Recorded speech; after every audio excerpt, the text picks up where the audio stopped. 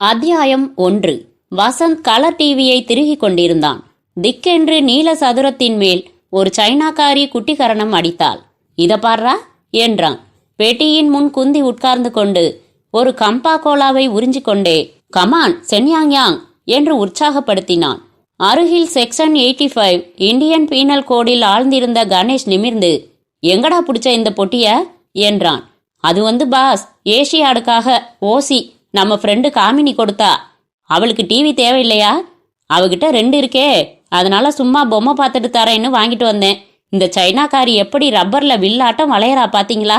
யாரையாவது காதலிக்கலாம்னா சப்பை மூக்கு, ஒன்னும் அடையாளமே புரிய மாட்டேங்குது. இப்போது அந்த சீனல் ஓடி வந்து எம்பி 3 குட்டிகரணம் அடித்து செங்குத்தாக நின்று கையை தூக்கி சிரித்தாள். பாஸ், பாக்குற நமக்கே சுளுக்கிக்கும் போல இருக்கு.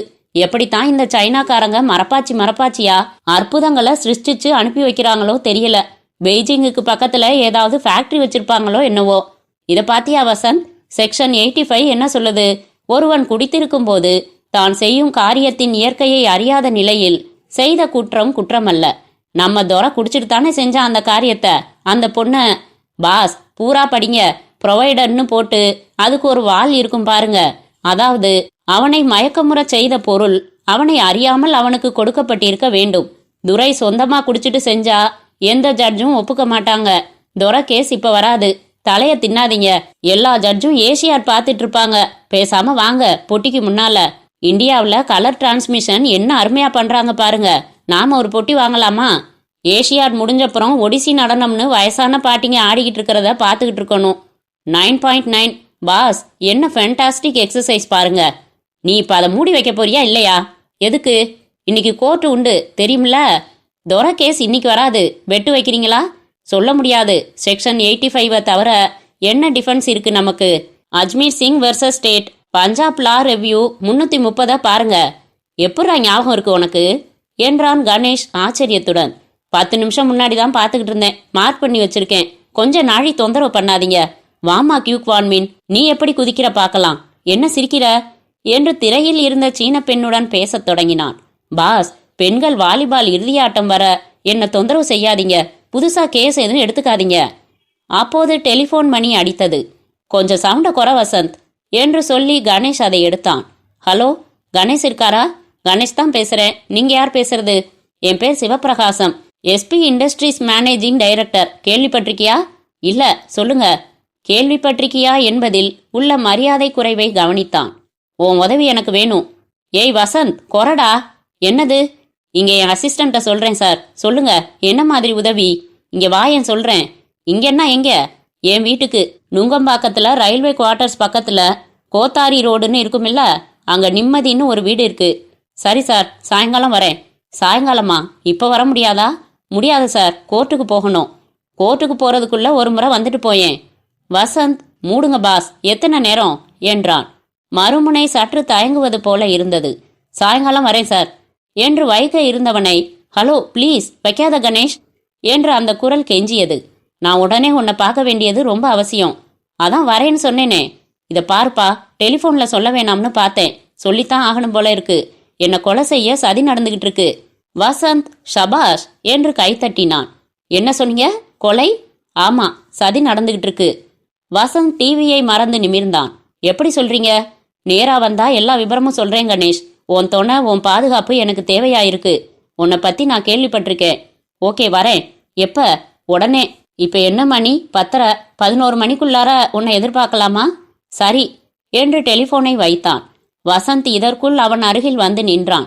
என்ன பாஸ், வெள்ளிக்கிழமையும் அதுவுமா கொலகிலன்னு பேசிக்கிட்டு? யாரது? சிவபிரகாசம்மா, எஸ்பி இண்டஸ்ட்ரீஸ் எம்டி. தெரியும், கொஞ்சம் பெரிய புள்ளிதான். என்னவா, ஏதாவது கொலகில செய்ய போறாரா? இல்ல, அவரை கொலை பண்ண திட்டம் இருக்குதான்.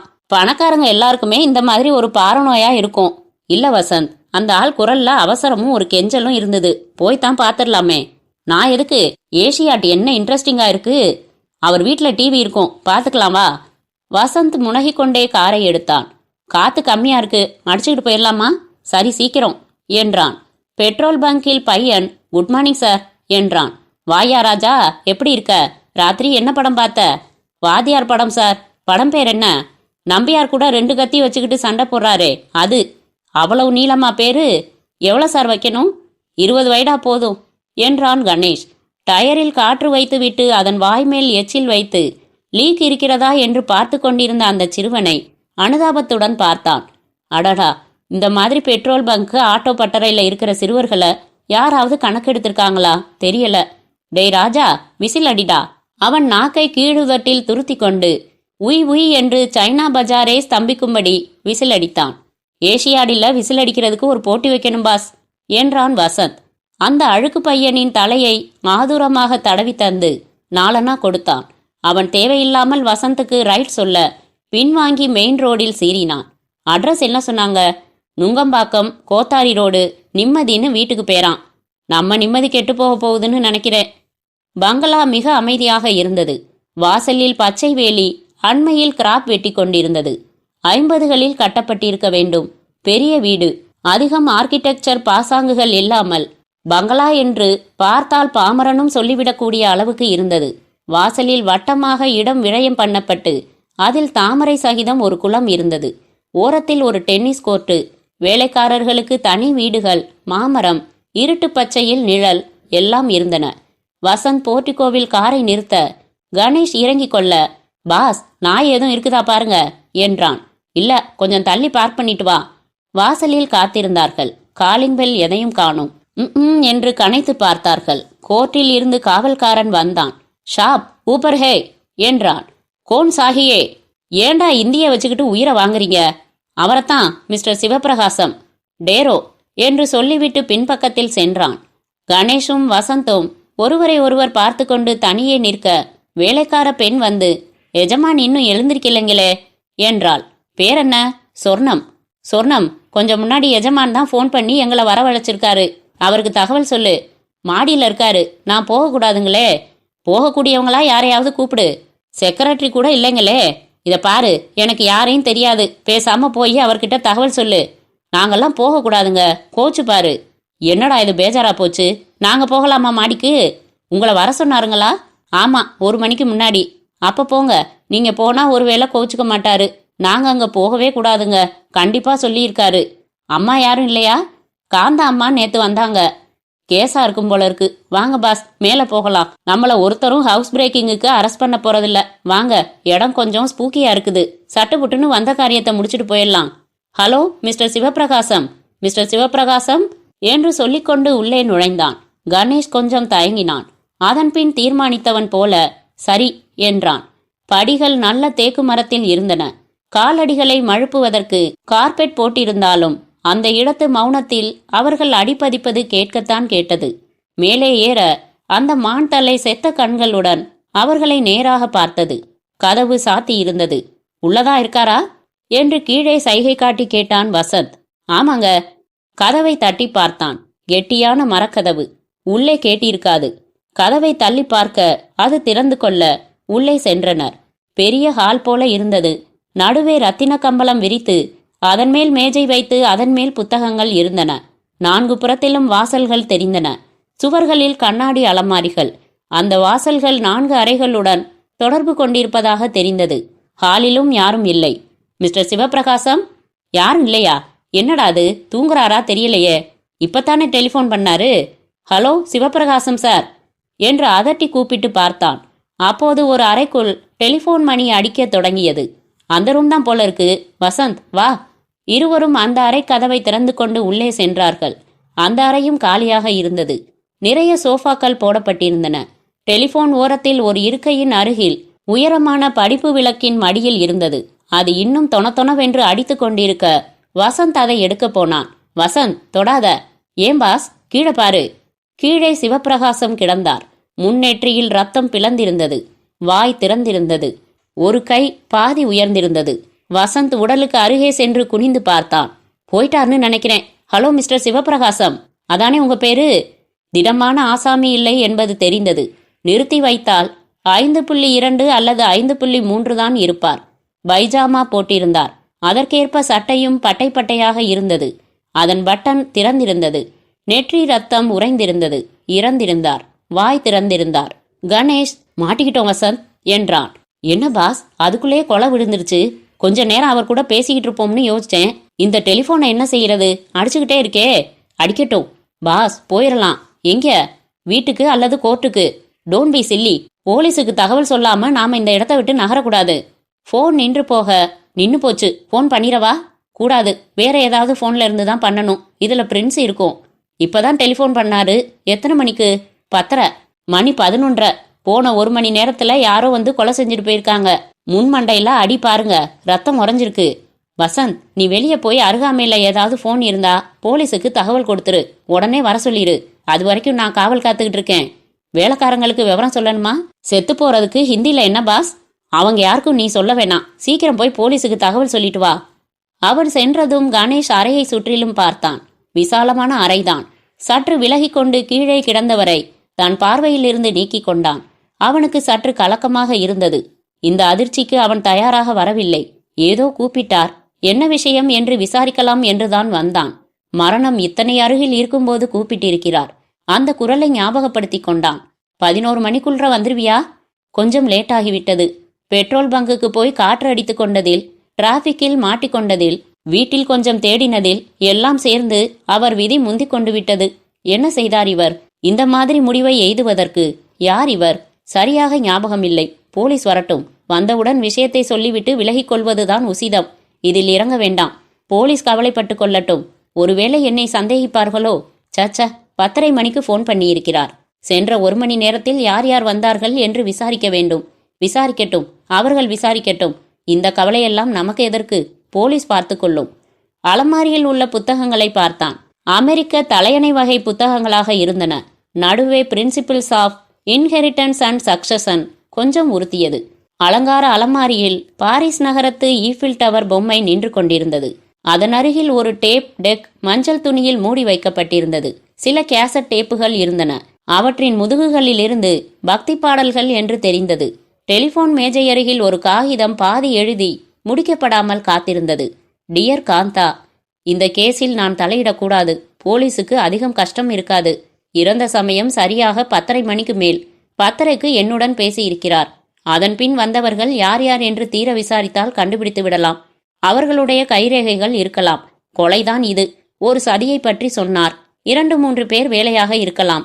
இவரை கொல்வதற்கு ஒரு ஆள் போதும். இப்போது சிவப்பிரகாசத்தை பார்த்தான். மண்டையில் முடி சரிந்திருந்தது. உயிரற்ற கண்கள் பல்பை பார்த்து கொண்டிருந்தன. வாய்க்குள் பல்வரிசை தவறி இருப்பது தெரிந்தது. என்ன சொல்ல இருந்தீர்கள் சிவப்பிரகாசம்? வேகமான காலடிகள் கேட்டன. இங்க வாங்க, மாடியில என்று வசந்த் குரல் கேட்டது. பக்கத்திலே போலீஸ் ஸ்டேஷன் இருந்தது, கூட்டிகிட்டே வந்துட்டேன். This is inspector Palanivel. This is Ganesh. நான் சொல்லல? இன்ஸ்பெக்டர் இளைஞராக இருந்தார். முதலில் உடலை நோக்கி போனார். கீழே பார்த்தார். பைக்குள்ளிருந்து கைக்குட்டையை எடுத்தார். நீங்க எப்படி இங்க வந்தீங்க? இவர் ஃபோன் பண்ணி வரவழைச்சாருங்க. நீங்க வக்கீல்னு? ஆமா சார். ஃபோன் எத்தனை மணிக்கு வந்தது? 10:30 இருக்கும். சரியா 10:30 இருக்குமா? ஆமா, ஃபோன்ல பேசுற போது இப்ப என்ன மணி? 10:30. 11 மணிக்குள்ளார வான்னு சொன்னாரு. நீங்க எப்போ வந்தீங்க? 11 ஆயிடுச்சு. 1 மணி நேரத்துல நடந்திருக்கு, சந்தேகமே இல்ல. ஸ்டேஷன்லயே ஒரு எஃப்ஐஆர் போட்டுக்கிறேன் மிஸ்டர் வசந்த். அதை நீங்க சைன் பண்ணிடணும். செஞ்சிடறேன் சார். வீட்டில் வேற யாரும் இல்லையா? எங்களுக்கே தெரியாதுங்க. நீங்க எப்படி உள்ள வந்தீங்க? உண்மையை சொன்னா நேரா நாங்களாவே வந்தோம். யாரும் இல்ல, திறந்த வீட்டுல நுழைஞ்சோம். வேலைக்காரங்க இருக்காங்களா? ஒரு கூர்க்கா, ஒரு வேலை செய்யற பொம்பளைய பார்த்தேன். இன்ஸ்பெக்டர் கான்ஸ்டபிளை பார்த்து, இதை பாருங்க, போய் அவங்க எல்லாரையும் கூட்டி வாங்க என்றார். மிஸ்டர் கணேஷ், நீங்க இருங்க, போயிடாதீங்க. அனுமதி இல்லாம எங்கேயும் போறதில்ல. இடத்த முதல்ல கொஞ்சம் பார்க்கலாம். நீங்க எதையும் தொட்டீங்களா? இல்லங்க, நீங்க வர்றதுக்காக காத்திருந்தேன். பழனிவேல் நிதானமாக சுற்றுமுற்றும் பார்த்தார். கையில் இருந்த நோட்டு புத்தகத்தை பிரித்து, போட்டோக்காரங்க வர்ற வரைக்கும் எதையுமே தொடக்கூடாது. இவருக்கு என்ன வயசு இருக்குங்கிறீங்க? 50 சொல்லலாம்ல? பைஜாமால இருக்காரு, தூங்கிக்கிட்டு இருந்தாருன்னு அர்த்தமா? இல்லங்க, எனக்கு ஃபோன் பண்ணியிருக்காரே, அதானே. பைஜாமாவில் ஃபோன் பண்ணியிருக்காருன்னு வச்சுக்கலாம் என்றான் வசந்த். கையில மோதிரம், பட்டன் திறந்திருக்கு. பழனிவேல் மிகவும் நுட்பமாக குறிப்பெடுத்து கொண்டிருந்தார். உடல் விழுந்து கிடக்கும் இடத்தை ஒரு ஸ்கெட்சு போல வரைந்து கொண்டார். ஃபுட்மார்க் எதுவும் பார்த்தீங்களா? கார்பெட்டில் அவ்வளவு தெளிவா தெரியலைங்க. ரத்தம் சிந்தி உறைந்திருந்ததை கவனித்தார். கதவருகில் அழுகை சத்தம் கேட்டது. அந்த வேலைக்காரி சொர்ணம் வாயை புடவை தலைப்பால் மூடிக்கொண்டு, ஐயோ போயிட்டீங்களேசம்மா என்று குலுங்கி அழுதாள். சாப் கியா ஹுவா என்று கண்களில் பயத்துடன் காவல்காரன் கேட்டான். இத பாரு, கூவாத. ஆபீசர் கேள்வி கேட்பாரு, பதில் சொல்லணும். ஐயோ, எனக்கு ஒன்னும் தெரியாதுங்க. இந்த ரூமுக்கு வந்ததே இல்ல. இவங்க 2 பேர் தான் வந்தாங்க. எஸ்எம்மா கூப்பிட்டு அனுப்பிச்சாருன்னு. கான்ஸ்டபிள், அந்த பொண்ணை அப்புறம் விசாரிக்கலாம். ஏசிபிக்கும் டிசிபிக்கும் ஃபோன் பண்ணியிருக்கேன். அவங்க வருவாங்க, வாசல்ல காத்துருங்க. என்ன சொல்லி உங்களை வரவழைச்சாரு? கணேஷ் சுதாரித்து கொண்டு, அவர் ஒரு மாதிரி பயத்துல இருந்தாரு. அவரை கொல்ல சதித்திட்டம் ஏதோ இருக்கிறதா சொல்லி என்ன வரவழைச்சாரு. ஓஹோ, என்ன சதின்னு விபரம் சொன்னாரா பேருக்கு? சொல்லல, வீட்டுக்கு வா சொல்றேன்னாரு. அதுக்குள்ள நீங்க வந்து பார்த்தப்ப இறந்திருந்தாரு. ஆமா, நிச்சயம். இவரை முன்னாடியே தெரியுமா உங்களுக்கு? இல்லங்க, தடவை இப்பதான் பாக்குறோம். இன்ஸ்பெக்டர் கீழே இருந்து சிறிய பித்தானை ஜாக்கிரதையாக எடுத்தார். மேலதிகாரிகள் வந்துவிட அவர் உடனே வாயில் பக்கம் போய் அவர்களை கலக்க சென்றார். வசந்த் கணேஷை பார்த்து, பாஸ் கொஞ்சம் இழுபறி, எப்போ விடுவாங்க என்றான். ஸ்டேட்மெண்ட் கொடுத்துட்டு போயிட வேண்டியதுதான். காந்தா யாரு? ஆரம்பிச்சிட்டியா? யாரா இருந்தாலும் இதுல நாம தலையிடுறது இல்லைன்னு தீர்மானிச்சிட்டேன். கேஸ் கொஞ்சம் இன்ட்ரெஸ்டிங்கா இருக்கும் போல இருக்கு பாஸ். சாயங்காலத்துக்குள்ள அரெஸ்ட் பண்ணிடுவாங்க பாரு. என்னவா இருக்கும்? ஏதாவது லெகசி தகராறு? இவர் குடும்பத்தை விசாரிச்சா குடும்பமே கிடையாதான் ஏறக்குறைய. யார் சொன்னா? சொர்ணத்தை விசாரிச்சேன். அந்த காந்தா தான் வருவாளாம். தனியா இருந்திருக்கார் போல இருக்கு. சொர்ணம் சொன்னாலா? ஆமாம் பாஸ், நல்ல கட்ட. இந்த சொர்ணம் அஞ்சலையெல்லாம் விட மாட்டியே. எனக்கு என்னவோ கூர்கா மேல சந்தேகமா இருக்கு. மிஸ்டர் கணேஷ். எஸ், எஸ்பி கூப்பிடுறாரு. அசிஸ்டன்ட் கமிஷனர் சற்று நேர்த்தியாக மீசை வைத்திருந்தார். கண்களில் புன்சிரிப்பு இருந்தது. தோற்றத்தில் கூர்க்கிக்காரர் போல ஒரு விதமான இராணுவத்தனம் இருந்தது. மிஸ்டர் கணேஷ், உங்களை பத்தி ராஜேந்திரன் சொல்லி இருக்காரு. இங்க எப்படி வந்து மாட்டினீங்க? தலைவிதி சார். இந்த ஆளு 10:30 மணிக்கு ஃபோன் பண்ணாரு. ஏதோ கொலை சதி, அவசரமா வந்து பாருங்கன்னாரு. வந்தேன், பார்த்தேன். இங்க வாமா சொர்ணம். ஐயா, இவங்க வர்றதுக்கு முன்னால ஐயாவை பாக்குறதுக்கு யார் யார் வந்தாங்க? கூர்காவுக்கு தெரிஞ்சிருக்கும். வாயா இங்க, நான் சொல்றது கேக்குதா? கூர்கா கையை காலை ஆட்டிக்கொண்டு பதில் சொன்னான். இவன் என்ன பாஷை பேசுறான்? ஹிந்தி சார். வசந்த், உங்களுக்கு ஹிந்தி தெரியுமா? விளக்காணைக்கிறதுக்கு மட்டும் ஹிந்தி தெரியும். பத்தி பந்த் கரோ. ஏசிபி சிரித்தார். உங்க அசிஸ்டன்ட் ஜோக் அடிக்கிறதுல டெட் பாடியே எழுந்திரும் போல இருக்கே. கோமாளி சார் அவன். ஏய் வசந்த், இத பாரு கூர்கா, தமிழ் மாலும் தோடா தோடா. போடா போடா. ஏன்யா, யாருக்காவது ஹிந்தி தெரியுமா? நம்ம டிசிபிக்கு தெரியும் சார். அவர் டெல்லியில இருந்திருக்காரு. சரி, அவர் வர்ற வரைக்கும் காத்திருக்கலாம். காந்தா யாருமா? அது வந்துங்க. சும்மா மழுப்பாத. ஆளு செத்து கிடக்குறாருல்ல, சொல்லு. எஜமான் அந்த அம்மாவை தான் கல்யாணம் பண்ணிக்கிறதா இருந்தாருங்க. அந்த அம்மா பார்த்தா கதறுவாங்க. அப்படியா? எங்க இருக்காங்க? தெரியாதுங்க, தயக்கத்துடன் சொன்னாள். காலையில ஐயா எத்தனை மணிக்கு காஃபி சாப்பிடுவாரு? 7, 7:30க்கு இறங்கி வந்துருவாருங்க. இன்னைக்கு வந்தாரா? இல்லங்க, இறங்கி வரலங்க. நீ காஃபி கொண்டு போய் கொடுக்கலையா? இல்லங்க, நாங்க யாரும் மேல போகக்கூடாதுங்க. இன்னைக்குத்தான் முதக்கா இந்த மாடியை பாக்குறேன்னா பாத்துக்குங்களேன். பின்ன டீ காஃபி எல்லாம் அவர் கீழே இறங்கி வந்து பெல் பண்ணி கூப்பிடுவாருங்க. அப்பதான் போவோம். தனியாத்தான் இருந்தாரா? ஆமாங்க, சம்சாரம் இறந்து போய் பல வருஷம் ஆயிட்டுதுன்னு பேசிக்கிட்டாங்க. உறவுக்காரங்க யாரையும் கூட்டி வச்சுக்கலையா? இல்லங்க, எப்போவாவது காந்தா அம்மா வருவாங்க. ஐயா மாடியில இருந்து எழுந்து வரவே இல்லை. ஆமாங்க. பழனிவேல், காந்தாங்கிறவங்க அட்ரஸை எப்படியாவது விசாரிச்சு அவங்கள கூட்டி வரணும். சார், அலமாரியில் ஒரு அட்ரஸ் புக்கு பார்த்தேன் என்றான் கணேஷ். அதை எடுங்க. லேப்ல இருந்து அவங்க வந்து போட்டோ பிடிச்சுக்கட்டும். அப்புறம் பாடியை அனுப்பிச்சிருங்க. ஒன்று மட்டும் நிச்சயம் தெரியுது, கொலை 10:30லேருந்து 11:30க்குள்ள நடந்திருக்கு. பழனிவேல், சம்மந்தப்பட்டவங்க அத்தனை பேரும் அந்த 1 மணி நேரம் எங்க இருந்தாங்கன்னு உக்கிரமா விசாரிக்கணும். என்ன? அப்படியே சார். கணேஷ், என் ஸ்டேட்மெண்ட்டை வாங்கிக்கிட்டு என்னை விட்டுறீங்களா என்றான். இருங்க, எங்க தப்பிச்சுக்கிறீங்க? நீங்களே கொலையாளியா இருக்கலாம் இல்லையா என்று சிரித்தார். வசந்த், உங்களுக்கு காந்தாவை பார்க்கறதுல இஷ்டம் இல்லையா? என்ன வயசு அந்த அம்மாவுக்கு? அது வந்துங்க, பார்த்தா 40 சொல்ல முடியாது. 15, 16 வயசுல பொண்ணுங்க. வசந்த் நிமிர்ந்தான்.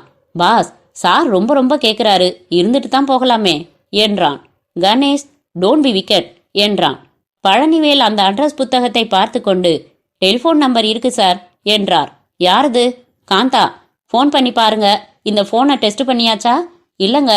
ஒன்று செய்யுங்க, ஜீப்புக்கு போய் ரேடியோ மூலம் தகவல் சொல்லிருங்க. ட்ரேஸ் பண்ணி அழைச்சிக்கிட்டு வர சொல்லுங்க. என்ன? ஏம்மா, வேற யார் இவருக்கு உறவுக்காரங்க? கிட்டத்து உறவு யாரும் கிடையாதுங்க. ஆனா நிறைய பேர் வரப்போக கொள்ளுவாங்க.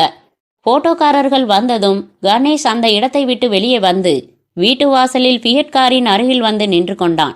என்ன பாஸ், ஏதாவது தியரி உண்டா என்றான். மொத்தமும் 10:30, 11 தான் இருக்கு. டிசி எல்லாரையும் போட்டு புரட்டிடுவாரு. 10:30 மணிக்கு அலிபை யார் யாருக்கு ஸ்ட்ராங்கா இருக்குதுன்னு பாத்துருவாரு. வசந்த் பறந்து விரிந்திருந்த பங்களாவை பார்த்து, சொத்து தான் ஷியூர், வாரிசு இல்லாத சொத்து போல என்றான். யோசித்தான். சிகரெட்டை இழுத்தான்.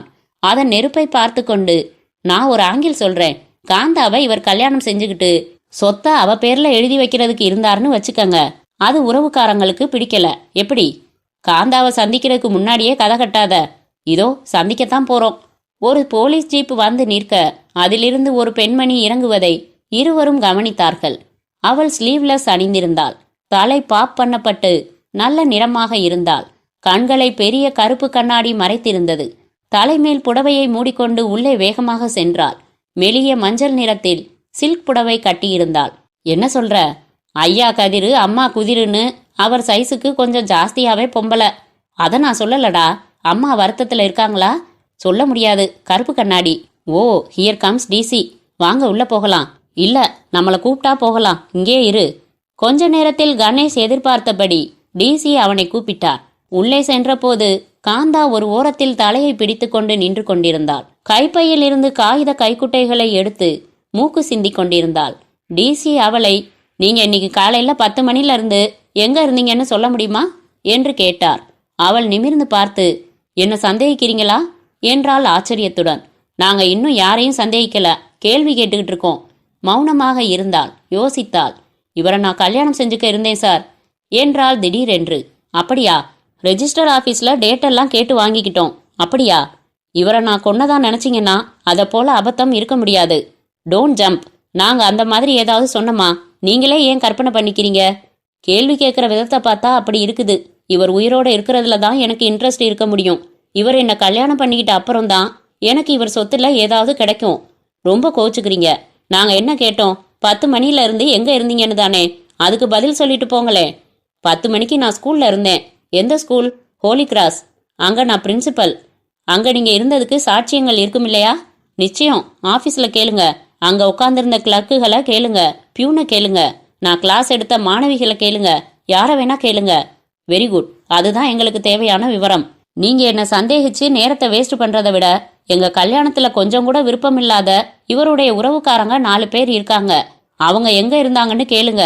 அங்குள்ள யார் யாருக்கு இவர் இறந்து போனதால லாபம்னு கேளுங்க. கேட்கத்தான் போறோம், கவலைப்படாதீங்க. யாருக்கு பொறாம, யாருக்கு இவர் சொத்துல ஆசை, யாருக்கு இவர் இறந்தா லாபம், எல்லாம் விசாரிங்க என்றாள் கண்களை துடைத்து கொண்டு. பிறகு அவர் உடலின் அருகில் சென்று சற்று நேரம் அமைதியாக பார்த்தாள். மிகவும் கஷ்டப்பட்டு அழுகையை அடக்கி கொண்டு, சிவபிரகாசம் போயிட்டீங்களா என்று மெல்ல சொல்லிக் கொண்டாள். அப்புறம் அழுதாள். கண்களை பிரயத்தனத்துடன் துடைத்து கொண்டு ஓரமாக நின்றாள். வாங்க கணேஷ். என்ன, நீங்க தான் முதல்ல பாத்தீங்களா? ஆமா சார். டிசி மெலிய வெயில் கண்ணாடியை வீட்டுக்குள்ளும் அணிந்திருப்பது ஒரு குறிக்கோளுடன் தான் என்று நினைத்தான். மீசையை பின்னங்கையால் தள்ளி கொண்டார். உங்களுக்கு 10:30 மணிக்கு டெலிஃபோன் வந்ததுன்னு பழனிவேல் சொன்னாரு. ஆமா சார். நீங்க வந்து பார்த்தப்ப சுத்தமா இறந்திருந்தாரு. பழனிவேல், இன்குவெஸ்டுக்கு ஏற்பாடு பண்ணிட்டீங்களா? போட்டோகிராஃபரின் கிளிக் கிளிக் கேட்டது. புகைப்படங்களாக எடுத்து தள்ளி கொண்டிருந்தார். உடல் கிடந்த வாக்கில் 2, உடலின் மிக அருகே அறையின் திறந்த வாசல், திறந்த ஜன்னல், அறையுடன் தொடர்பிருக்கும் மற்ற அறை வாசல்கள். கணேஷ், நீங்க வந்தப்ப இந்த ரூம் கதவு திறந்திருந்தது இல்லையா? ஆமா சார். வைட் ஆங்கிள் லென்ஸ் போட்டு ஒன்று எடுத்துறவா? எடியா எடியா, இதெல்லாம் என்ன கேள்வி? பிளட் ஸ்டெயினை எடு. இந்த ஆளோட உயிருள்ள படம் ஏதாவது இருக்கா? ஃபுட் பிரிண்ட் ஏதாவது பாத்தீங்களா பழனிவேல்? பார்த்தேன் சார், சரியா தெரியல. ஃபிங்கர் பிரிண்ட் நிறைய கிடைக்கும். கணேஷ், நீங்க எதையும் டிஸ்டர்ப் பண்ணலையே? இல்ல, பார்த்த உடனே தகவல் சொல்லிட்டு வெயிட் பண்ணிக்கிட்டு இருந்தேன். இவர் சொத்தை பத்தி டிஸ்கஸ் பண்றதா ஏதாவது சொன்னாரா? இல்ல, நான் இதுக்கு முந்தி இவரை சந்திச்சதே இல்ல. உங்ககிட்ட டெலிஃபோன்ல பேசுறப்ப என்ன வார்த்தைகளை உபயோகிச்சாரு? என்னை கொலை செய்ய சதி நடந்துகிட்டு இருக்குன்னாரா? ஆமா. சதி? ஆமா.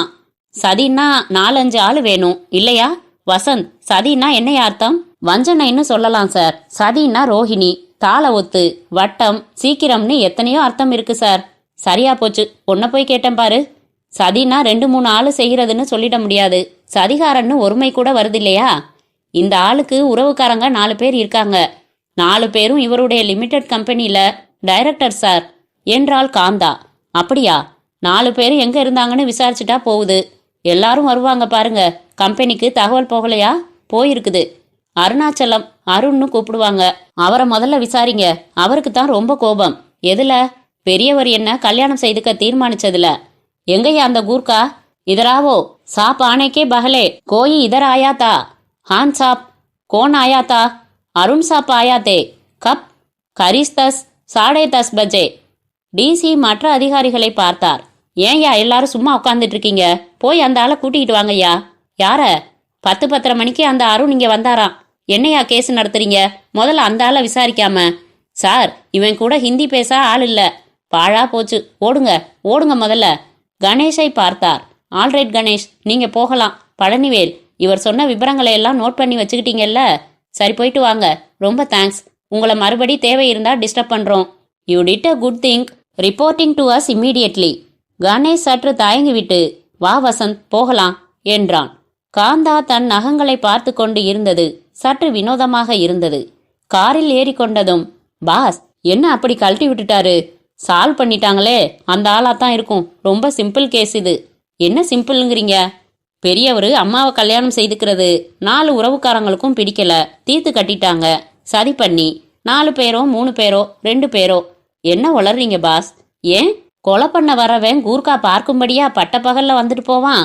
கொலை பண்ணணும்னு உத்தேசத்தோட வந்திருக்க மாட்டான். சண்டை போட வந்திருப்பான் கோபாவேசத்துல. என்ன உளறீங்க பாஸ்? மறுபடியும் ஏண்டா? அந்த ஆளு நம்மகிட்ட என்ன சொன்னாரு? என்ன கொல்ல சதி நடந்துகிட்டு இருக்குன்னு தானே. குழப்பாத. நமக்கும் இந்த கேஸுக்கும் இனி சம்பந்தம் இல்ல. பேசாம கண்டுக்க வேண்டியதுதான். செஷன்ஸுக்கு போறப்ப நம்மள ப்ராசிக்யூஷன் விட்னஸா கூப்பிடுவாங்க. அப்ப மேற்கொண்டு விஷயம் தெரியும். இப்ப நாம துரை கேஸை கவனிக்க வேண்டியது முக்கியம். காந்தா பேர்ல எனக்கு அவ்வளவு நம்பிக்கை வரல. காஸ்ட் அயன் அலிஃபை வச்சிருக்கா. 10:30 மணிக்கு அவ எங்க இருந்தான்னு ஒரு பள்ளிக்கூடமே சாட்சி சொல்ல போகுது. போகட்டும், நம்மளை பொறுத்த வரையிலும் கேஸ் முடிஞ்சிருச்சு. எனக்கு என்னவோ அப்படி தோணல என்றான் வசந்த். அத்தியாயம் 2. ஒரு வாரத்தில் அந்த கேஸை ஏறக்குறைய மறந்தே போய்விட்டார்கள். வசந்த் டிவியை விட்டு கண்ணை எடுக்கவில்லை. ஒவ்வொரு நாளும் ஒவ்வொரு ஆசிய பெண்ணிடம் காதல் கொண்டான். ஒரு நாள் கொரியாவின் வாலிபால் கன்னி, மற்றொரு நாள் பாஸ்கெட் பால் வீராங்கனை, பிரிதொரு நாள் நீச்சல்கார ஜப்பானி. கணேஷ் தினம் தினம் ஹைலைட்ஸ் மட்டும் பார்த்தான். எம்என் ஸ்ரீனிவாஸ் புஸ்தகத்தை படித்து முடித்து விடுவது என்று அதை படுக்கைக்கு பக்கத்திலேயே வைத்திருந்தான். அவ்வப்போது சிவப்பிரகாசத்தின் உயிரற்ற பார்வை கொஞ்சம் கொஞ்சம் உறுத்தும். கொஞ்ச நாட்களில் அதுவும் விலகிவிட்டது. ஒரு ஞாயிறு அன்று செங்கல்பட்டு போய் வந்தான். வசந்த் தண்ணீர் சேகரிக்க புதிதாக ஒரு பிளாஸ்டிக் பக்கெட் வாங்கி கொண்டான். ஒரு முறை 2 பேரும் பாரிமுனைக்கு போய்விட்டு திரும்பி வந்தபோது டெலிபோன் ஒலித்து கொண்டிருந்தது. Ganesh, mister Ganesh. Yes, hello hello. கணேஷுக்கு மறுமுனையில் கேட்கும் சத்தம் முதலில் புரியவில்லை. கொஞ்சம் கவனித்து கேட்டதில் அந்த ஆள் அழுது கொண்டிருக்கிறான் என்பது தெரிந்தது. என்ன பாஸ், யாரோ அழறாங்க. ஹலோ மிஸ்டர், டெலிபோன்ல எதுக்கு அழுகுறீங்க? என்ன வேணும் சொல்லுங்க. உங்க உதவி என்று விசும்பல்களுக்கு இடையில் கேட்டது ஆண் குரல். நீங்க யாரு முதல்ல சொல்லுங்க. அருணாச்சலம். அருணாச்சலம்? ஓஎஸ், கேள்விப்பட்டிருக்கேன். அந்த சிவப்பிரகாசம் கேஸ். என்ன அரெஸ்ட் பண்ண போறாங்க சார். எதுக்கு? பெரியவரை கொலை பண்ணேனா? அப்படியா சார்? நான் செய்யல சார். அப்போது அவன் டெலிபோன் பிடுங்கப்பட்டு, கணேஷ், பழனிவேல் பேசுறேன். நீங்க இந்த ஆளை ரெப்ரசன்ட் பண்ண போறீங்களா? தலைகால் புரியலங்க. அந்த ஆளை அரெஸ்ட் பண்ணிட்டீங்களா? பண்ண போறோம். மேஜிஸ்ட்ரேட் ஆர்டர் இருக்கா? இல்ல, 41ல அரெஸ்ட் பண்ண போறோம். இந்த ஆளு தானே ஏறக்குறைய தெளிவாயிருச்சு. நீங்க சொன்ன அதே 10:30 மணிக்கு அங்க வந்திருக்கான். கூர்க்கா பாத்திருக்கான். வெளியே வெத்தலைப்பாக்கு கடைக்காரன் பாத்திருக்கான். வந்து ஒரு 10 நிமிஷத்துக்குள்ள ஐயா சொல்லாம கொல்லாம கிளம்பிட்டாரு. அதையும் கூர்க்கா பாத்திருக்கான். மோட்டிவ் இருக்கு, சொத்து, ஏகப்பட்ட பிரிண்ட்ஸ் கிடைச்சிருக்கு. எடுத்துக்காதீங்க. நான் உங்க பொசிஷன்ல இருந்தா இந்த கேஸை தொட மாட்டேன். இதோ பேசுங்க. சார் சார், கணேஷ் சார், எனக்கு வேற யாரும் இல்ல. நான் வந்து பார்த்தபோது இறந்திருந்தார் சார். இறந்திருந்தாரா? அப்படின்னா அதை ஏன் நீங்க உடனே சொல்லல போலீஸுக்கு? அதான் சார், பெரிய தப்பு பண்ணிட்டேன். ஏன்? பயத்தினால. என்ன பயம்? என்ன சந்தேகிப்பாங்களோன்னு பயத்தினால. இப்ப என்ன ஆச்சு? உங்களை சந்தேகிச்சு அரெஸ்டும் பண்ண போறாங்க. சார் சார், என்னை விட்டுறாதீங்க சார். காப்பாத்துங்க. நான் ஒரு பாவமும் அறியாதவன். நான் செய்யல. என்ன ஒரு முறை வந்து பாத்தீங்கன்னா போதும் சார். ஐயோ ஐயோ, என்னதான் செய்வேன்? ராமச்சந்திரா, என்னை வந்து ஒரு முறை போலீஸ் ஸ்டேஷன்ல பார்க்க மாட்டீங்களா? அதுக்கு கூட கருணை கிடையாதா உங்களுக்கு? கருணைன்னு இல்ல மிஸ்டர். நாங்க ஒரு கேஸை எடுத்துக்கிறதா இருந்தா அதுக்கு முதல்ல எனக்கு கன்விக்ஷன் வேணும். அது இல்லாம நீங்க வாங்க சார், நடந்ததை சொல்றேன். அப்புறம் என் வார்த்தையில உங்களுக்கு நம்பிக்கை விடலன்னா என்ன விட்டுருங்க சார். எந்த போலீஸ் ஸ்டேஷன்ல இருக்கீங்க? கணேஷ் குறித்து கொள்ள, என்ன பாஸ், அதே சிவப்பிரகாசம் கேஸ் தானே என்றான் வசந்த். ஆமா, அந்த அருணாச்சலத்தை அரெஸ்ட் பண்றாங்க. அது குய்யோ முறையோன்னு கூப்பாடு போடுது. நாம அவனுக்கு உதவி செய்யணுமா? என்ன சொல்ற? உங்களுக்கு என்ன தோணுச்சு? கூவி கூவி அழுகுறான் அந்த ஆளு. எத்தனை கொலைகாரங்க அழுது பார்த்துருக்கோம். நாம கேஸை எடுத்துக்கிறதுக்கு சொல்லல, போய் பார்க்கலாமேன்னு தான். போலீஸ்காரங்க என்ன சொல்றாங்க? அவங்க கடமையை செஞ்சிருக்காங்க. பழனிவேல் முடிஞ்சு போன கேஸாவே பேசுறாரு. பையன் நல்லா மாட்டிக்கிட்டு இருக்கான்னு தெரியுது. சரி வாங்க போய் பார்க்கலாம். என்னடா திடீர் தீர்மானம்? காந்தா அம்மாவை இன்னும் கொஞ்சம் விசாரிச்சு பார்க்கலாமேன்னு தான். காந்தா அம்மாவையா அல்லது அந்த அம்மா பொண்ணையா? என்ன வயசு? 15ன்னு ஞாபகம். சச்ச, அன்னைக்கு அந்த அம்மா பேசுனதுல என்னவோ செயற்கையா இருந்தது. Something wrong. அவளை ஒன்னும் செய்ய முடியாது. 10:30 மணிக்கு ஸ்கூல்ல இருந்திருக்கா. நான் அவ கொலை பண்ணதா சொல்லல பாஸ். என்னவோ செட்டப்பு. வாங்க நம்ம அழுமூஞ்சிய பார்க்கலாம். என்ன?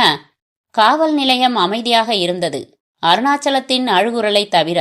யோ, இந்த மாதிரி பூ பூன்னு அழுதா பல்லெல்லாம் பேத்துருவேன் என்று கான்ஸ்டபிள் அதட்ட, கணேஷை பார்த்ததும் அழுகை பலமாகிவிட்டது. எங்கயா இன்ஸ்பெக்டர்? வெளியே போயிருக்காருங்க. ஏதோ பொதுக்கூட்டத்துல தகராறு. நீங்க உட்காருங்க. அருணாச்சலத்துக்கு 30 வயது இருக்கும். ஜிப்பா போட்டிருந்தான். அது பூராவும் கண்ணீராலும் வியர்வையாலும் நனைந்திருந்தது. கைகளை பெஞ்சில் ஊன்றிக்கொண்டு, கணேஷ் கணேஷ், எனக்கு பயமா இருக்குது கணேஷ். நான் இல்ல கணேஷ், நான் இல்ல. வசந்த் அருகில் சென்று அவனை ஏதோ மியூசியம் பொருளை போல பார்த்து, யோ, உனக்கு என்ன வயசு என்றான். 30. நான் இல்ல கணேஷ், நான் இல்ல கணேஷ். 30 வயசுக்கு பொட்ட மாதிரி அழுகுறியே, வெக்கமா இல்ல? நிறுத்தியா? சொல்லுவீங்க, உங்களை கொலை குற்றத்துக்கு அரெஸ்ட் பண்ணா தெரியும் என்று குழந்தை போல பேசினான். என்ன பாஸ், இவனை பார்த்தா சிரிப்பு வரல? இத பாரு, பாசாங்கெல்லாம் முதல்ல விட்டு தொலை. கொலை செஞ்சிருந்தா செஞ்சேன்னு சொல்லு. தண்டனையை வேணா கொஞ்சம் குறைச்சு கொடுக்கும்படியா பேரம் பண்ணி பார்க்கலாம். இரு வசந்த். மிஸ்டர் அருணாச்சலம், உங்களை அரெஸ்ட் பண்ணிட்டாங்களா? இதோ பண்ண போறாங்க. அதுக்கு தான் அவங்க கூட்டிகிட்டு வந்திருக்காங்க. சரி, என்ன நடந்தது அன்னைக்கு சொல்லுங்க. காலையில நான் சிவா சாரை பார்க்க வீட்டுக்கு போனது நெசந்தாங்க. சிவா சார்? அதான் சிவபிரகாசம். நீங்க அவருக்கு என்ன ஆகணும்? ஒண்ணு விட்ட உறவுங்க, தம்பி மகன் மாதிரி. நேர் வாரிசு கிடையாது அவருக்கு? கிடையாதுங்க. பெரியம்மா இறந்து போயிட்டாங்க. அவங்க தான் எங்க எல்லாரையும் வளர்த்தாங்க. சரி சொல்லுங்க. காலையில அவரை பார்க்க வந்திருந்தேங்க. அறையில நுழைஞ்ச உடனே அவர் கீழே கிடந்ததை பார்த்தேன். பயந்து ஓடி வந்துட்டேங்க. எதுக்காக பயப்படணும்? ஏயா, அந்த சமயத்துல அவருக்கு உயிர் இருந்திருந்ததுன்னா? அவருக்கு அப்ப நிச்சயம் உயிர் இல்லைங்க. மண்டையில அடிபட்டு ரத்தம் உறைஞ்சு. இத பாரு, ராத்திரி வேலையில அந்த வர்ணனை எல்லாம் வேணாம். சரி, டெட் பாடிய பார்த்த, பேசாம போலீஸுக்கு சொல்ல வேண்டியதுதானே? பயந்துட்டேன் சார், பயந்துட்டேன். ராத்திரி தான் பெரியவர்கிட்ட பெருசா சண்டை போட்டுட்டு வந்திருக்கேன், எல்லார் முன்னிலையிலையும். உடனே என்னத்தான் சந்தேகப்படுவாங்கன்னு பேசாம போயிடலாம்னு வந்துட்டேன். என்ன பைத்தியக்காரத்தனம்! கூர்க்கா பார்த்திருக்க மாட்டானா? அவன் பார்த்ததை நான் கவனிக்கல. என்னை யாரும் பார்க்கலன்னு நினைச்சுக்கிட்டு பேசாம எதுக்கு வம்புன்னு வந்துட்டேன் சார். இதான் சார் நடந்தது. சரி, வம்புல மாட்டிக்கிட்டீங்க. இது யாரு? ஓரத்தில் மூக்கு நுனி சிவந்து ஒரு பெண் உட்கார்ந்திருந்தாள். சுமார் 15 வயது இருக்கும். தங்கை சார். பேர் என்னம்மா என்றான் வசந்த். அனு என்றாள். அனு, ஏன் அழற? அண்ணா அண்ணா என்றாள். அண்ணாவை ஜெயில போட போறாங்க. கவலைப்படாத, அண்ணாவை நாங்க காப்பாத்துறோம் என்று அவளை கன்னத்தில் தடவி கொடுத்தான். வா, நீ எல்லாம் போலீஸ் ஸ்டேஷன் வரக்கூடாது. வசந்த் தன் கைக்குட்டையை எடுத்து உதறி அவள் கண்ணீரை துடைப்பதை கணேஷ் கவலையுடன் பார்த்து கொண்டிருந்தான். சார், அண்ணாவை ஜெயில போட போறாங்களா சார்? எவன் போடுறான் பாத்திரலாம். ஏய் வசந்த். பாஸ், இந்த ஆளை இன்னும் அரெஸ்ட் பண்ணல இல்ல? எதுக்கு போலீஸ் ஸ்டேஷன்ல இருக்கணும்? வாயா அருண், வீட்டுக்கு போகலாம். அங்க வந்து கூட்டிட்டு போகட்டும். Vasanth, wait wait. இவங்களுக்கு உரிமையே கிடையாது. வேணும்னா வந்து கூட்டிட்டு போகட்டும். பாரு, உன்னையே அரெஸ்ட் பண்ணிடுவாங்க. அவர் வரட்டும். யாரு? பழனிவேல். அவர் வர வரைக்கும் நாம காத்திருக்க வேண்டிய அவசியமே இல்ல. என்ன இங்க என்று உள்ளே நுழைந்தார் பழனிவேல். வாங்க, உங்களுக்காகத்தான் காத்துக்கிட்டு இருக்கோம். எதுக்கு? இவரை அழைச்சுக்கிட்டு போக. அழைச்சுக்கிட்டு போகவா? என்ன கணேஷ், நான் உங்ககிட்ட சொல்லலையா இவரை அரெஸ்ட் பண்ண போறோம்னு? மாஜிஸ்ட்ரேட் ஆர்டர் இல்லாமலா? Cognizable offence, reasonable suspicion, section 41ல தள்ள போறோம். என்ன அஃபென்ஸ்? மர்டர். என்ன தெரியாத மாதிரி கேக்குறீங்க? பழனிவேல், கொஞ்சம் தனியா வரீங்களா என்று கணேஷ் அவரை தனியாக அழைத்து சென்றான். என்னங்க கணேஷ், அந்த ஆளு அலறான்னுட்டு உங்களுக்கு பச்சாதாபம் வந்துருச்சா? எல்லாம் போய் தெரியும்ல. ரீசனபிள் டவுட்டு இருந்ததுன்னா சரி. டவுட்டா? நிச்சயம் இந்த ஆளுதான். எப்படி சொல்றீங்க? இவன் சொன்னதெல்லாம் முன்னுக்கு பின் முரணா இருக்கு. இவனை வீட்டுல வச்சு புடிச்சோம். எங்கேயோ அவசரமா கிளம்பிக்கிட்டு இருந்தாரு ஐயா. புடிச்சு இன்ட்ராகேஷனுக்கு கொண்டுட்டு வந்தமா. எப்பயா அங்க போனன்னு கேட்டப்ப முதல்ல அங்க போகவே இல்லைன்னு சாதிச்சான். ஊர்க்கா உன்னை பாத்திருக்கான்னு சொன்னான். மெல்ல போனேன்னு ஒத்துக்கிறான். சரி, என்னடா பார்த்த? அந்த ஆளு செத்து கிடந்ததா பார்த்தேன்னா. ஏண்டா போலீஸுக்கு சொல்லலன்னா? பயந்துட்டேங்கிறான். ஏண்டா பயம்னா? நேத்து அந்த ஆளோட சண்டை போட்டுட்டேன், அதால என் மேல சொல்லிடுவாங்களோன்னு பயம். இப்படி சுத்தி வளைச்சு ஒரு காரணம் சொல்றான். சரி, எத்தனை மணிக்கு அந்த ஆளு இறந்து கிடந்ததை பார்த்தேன்னு கேட்டா மாட்டிக்கிட்டான். 9:30 மணியா. 10:30 மணிக்கு அந்த ஆளு டெலிஃபோன்ல பேசியிருக்காரு கணேஷ் கிட்டன்னா உடனே சரியா டைம் ஞாபகம் இல்ல, 10:30 மணியா கூட இருக்கலாங்கிறான். சொன்னதெல்லாம் மாத்திக்கிட்டே போனான். இவனுக்கு மோட்டிவ் இருக்குதா? நிச்சயம் இருக்குது. பெரியவர் சொத்து இவங்களுக்கு தான் வரணும். இருக்கிறதுக்குள்ளேயே கிட்டத்த உறவு இவன்தான். கணேஷ் கன்னத்தை சொரிந்து கொண்டு தூரத்தில் அருணாச்சலத்தை பார்த்தான். பெஞ்சில் உட்கார்ந்து கொண்டு அவன் தன் உள்ளங்கையை பார்த்து கொண்டிருக்க வசந்த் அவன் தங்கையை முதுகில் தடவி கொண்டிருந்தான். அவன் சொன்னது ஒண்ணு கூட நேரா இல்ல. அரெஸ்ட் பண்ணி கொஸ்டின் பண்ணிடுங்கன்னு டிசி சொல்லிட்டாரு. வசந்த் இங்க வா. வசந்த் அந்த பெண்ணிடம் ஏதோ சொல்லிவிட்டு வந்தான். வசந்த், ஒரு பெயில் அப்ளிகேஷன் போட்டு இந்த ஆளை ரிலீஸ் பண்ணிக்கிட்டு. போட்டுட்டா போகுது. சார், நீங்க அரெஸ்ட் பண்றதா இருந்தா உடனே பெயில்ல ரிலீஸ் பண்ணியாகணும். சியூரிட்டி எவ்வளவுன்னு சொல்லுங்க. பாருங்க, இந்த ஆளு செஞ்சது நான் பெயிலபிள் அஃபென்ஸ். வசந்த் பழனிவேல் அருகில் சென்று, சார், நீங்களும் ரொம்ப தோஸ்த், நாங்க கொஞ்சம் ஒழுங்கா லா படிச்சவங்க. செக்ஷன் 436 என்ன சொல்லுது என்றான். என்ன சொல்லுது? செக்ஷன் 436 தெரியாது?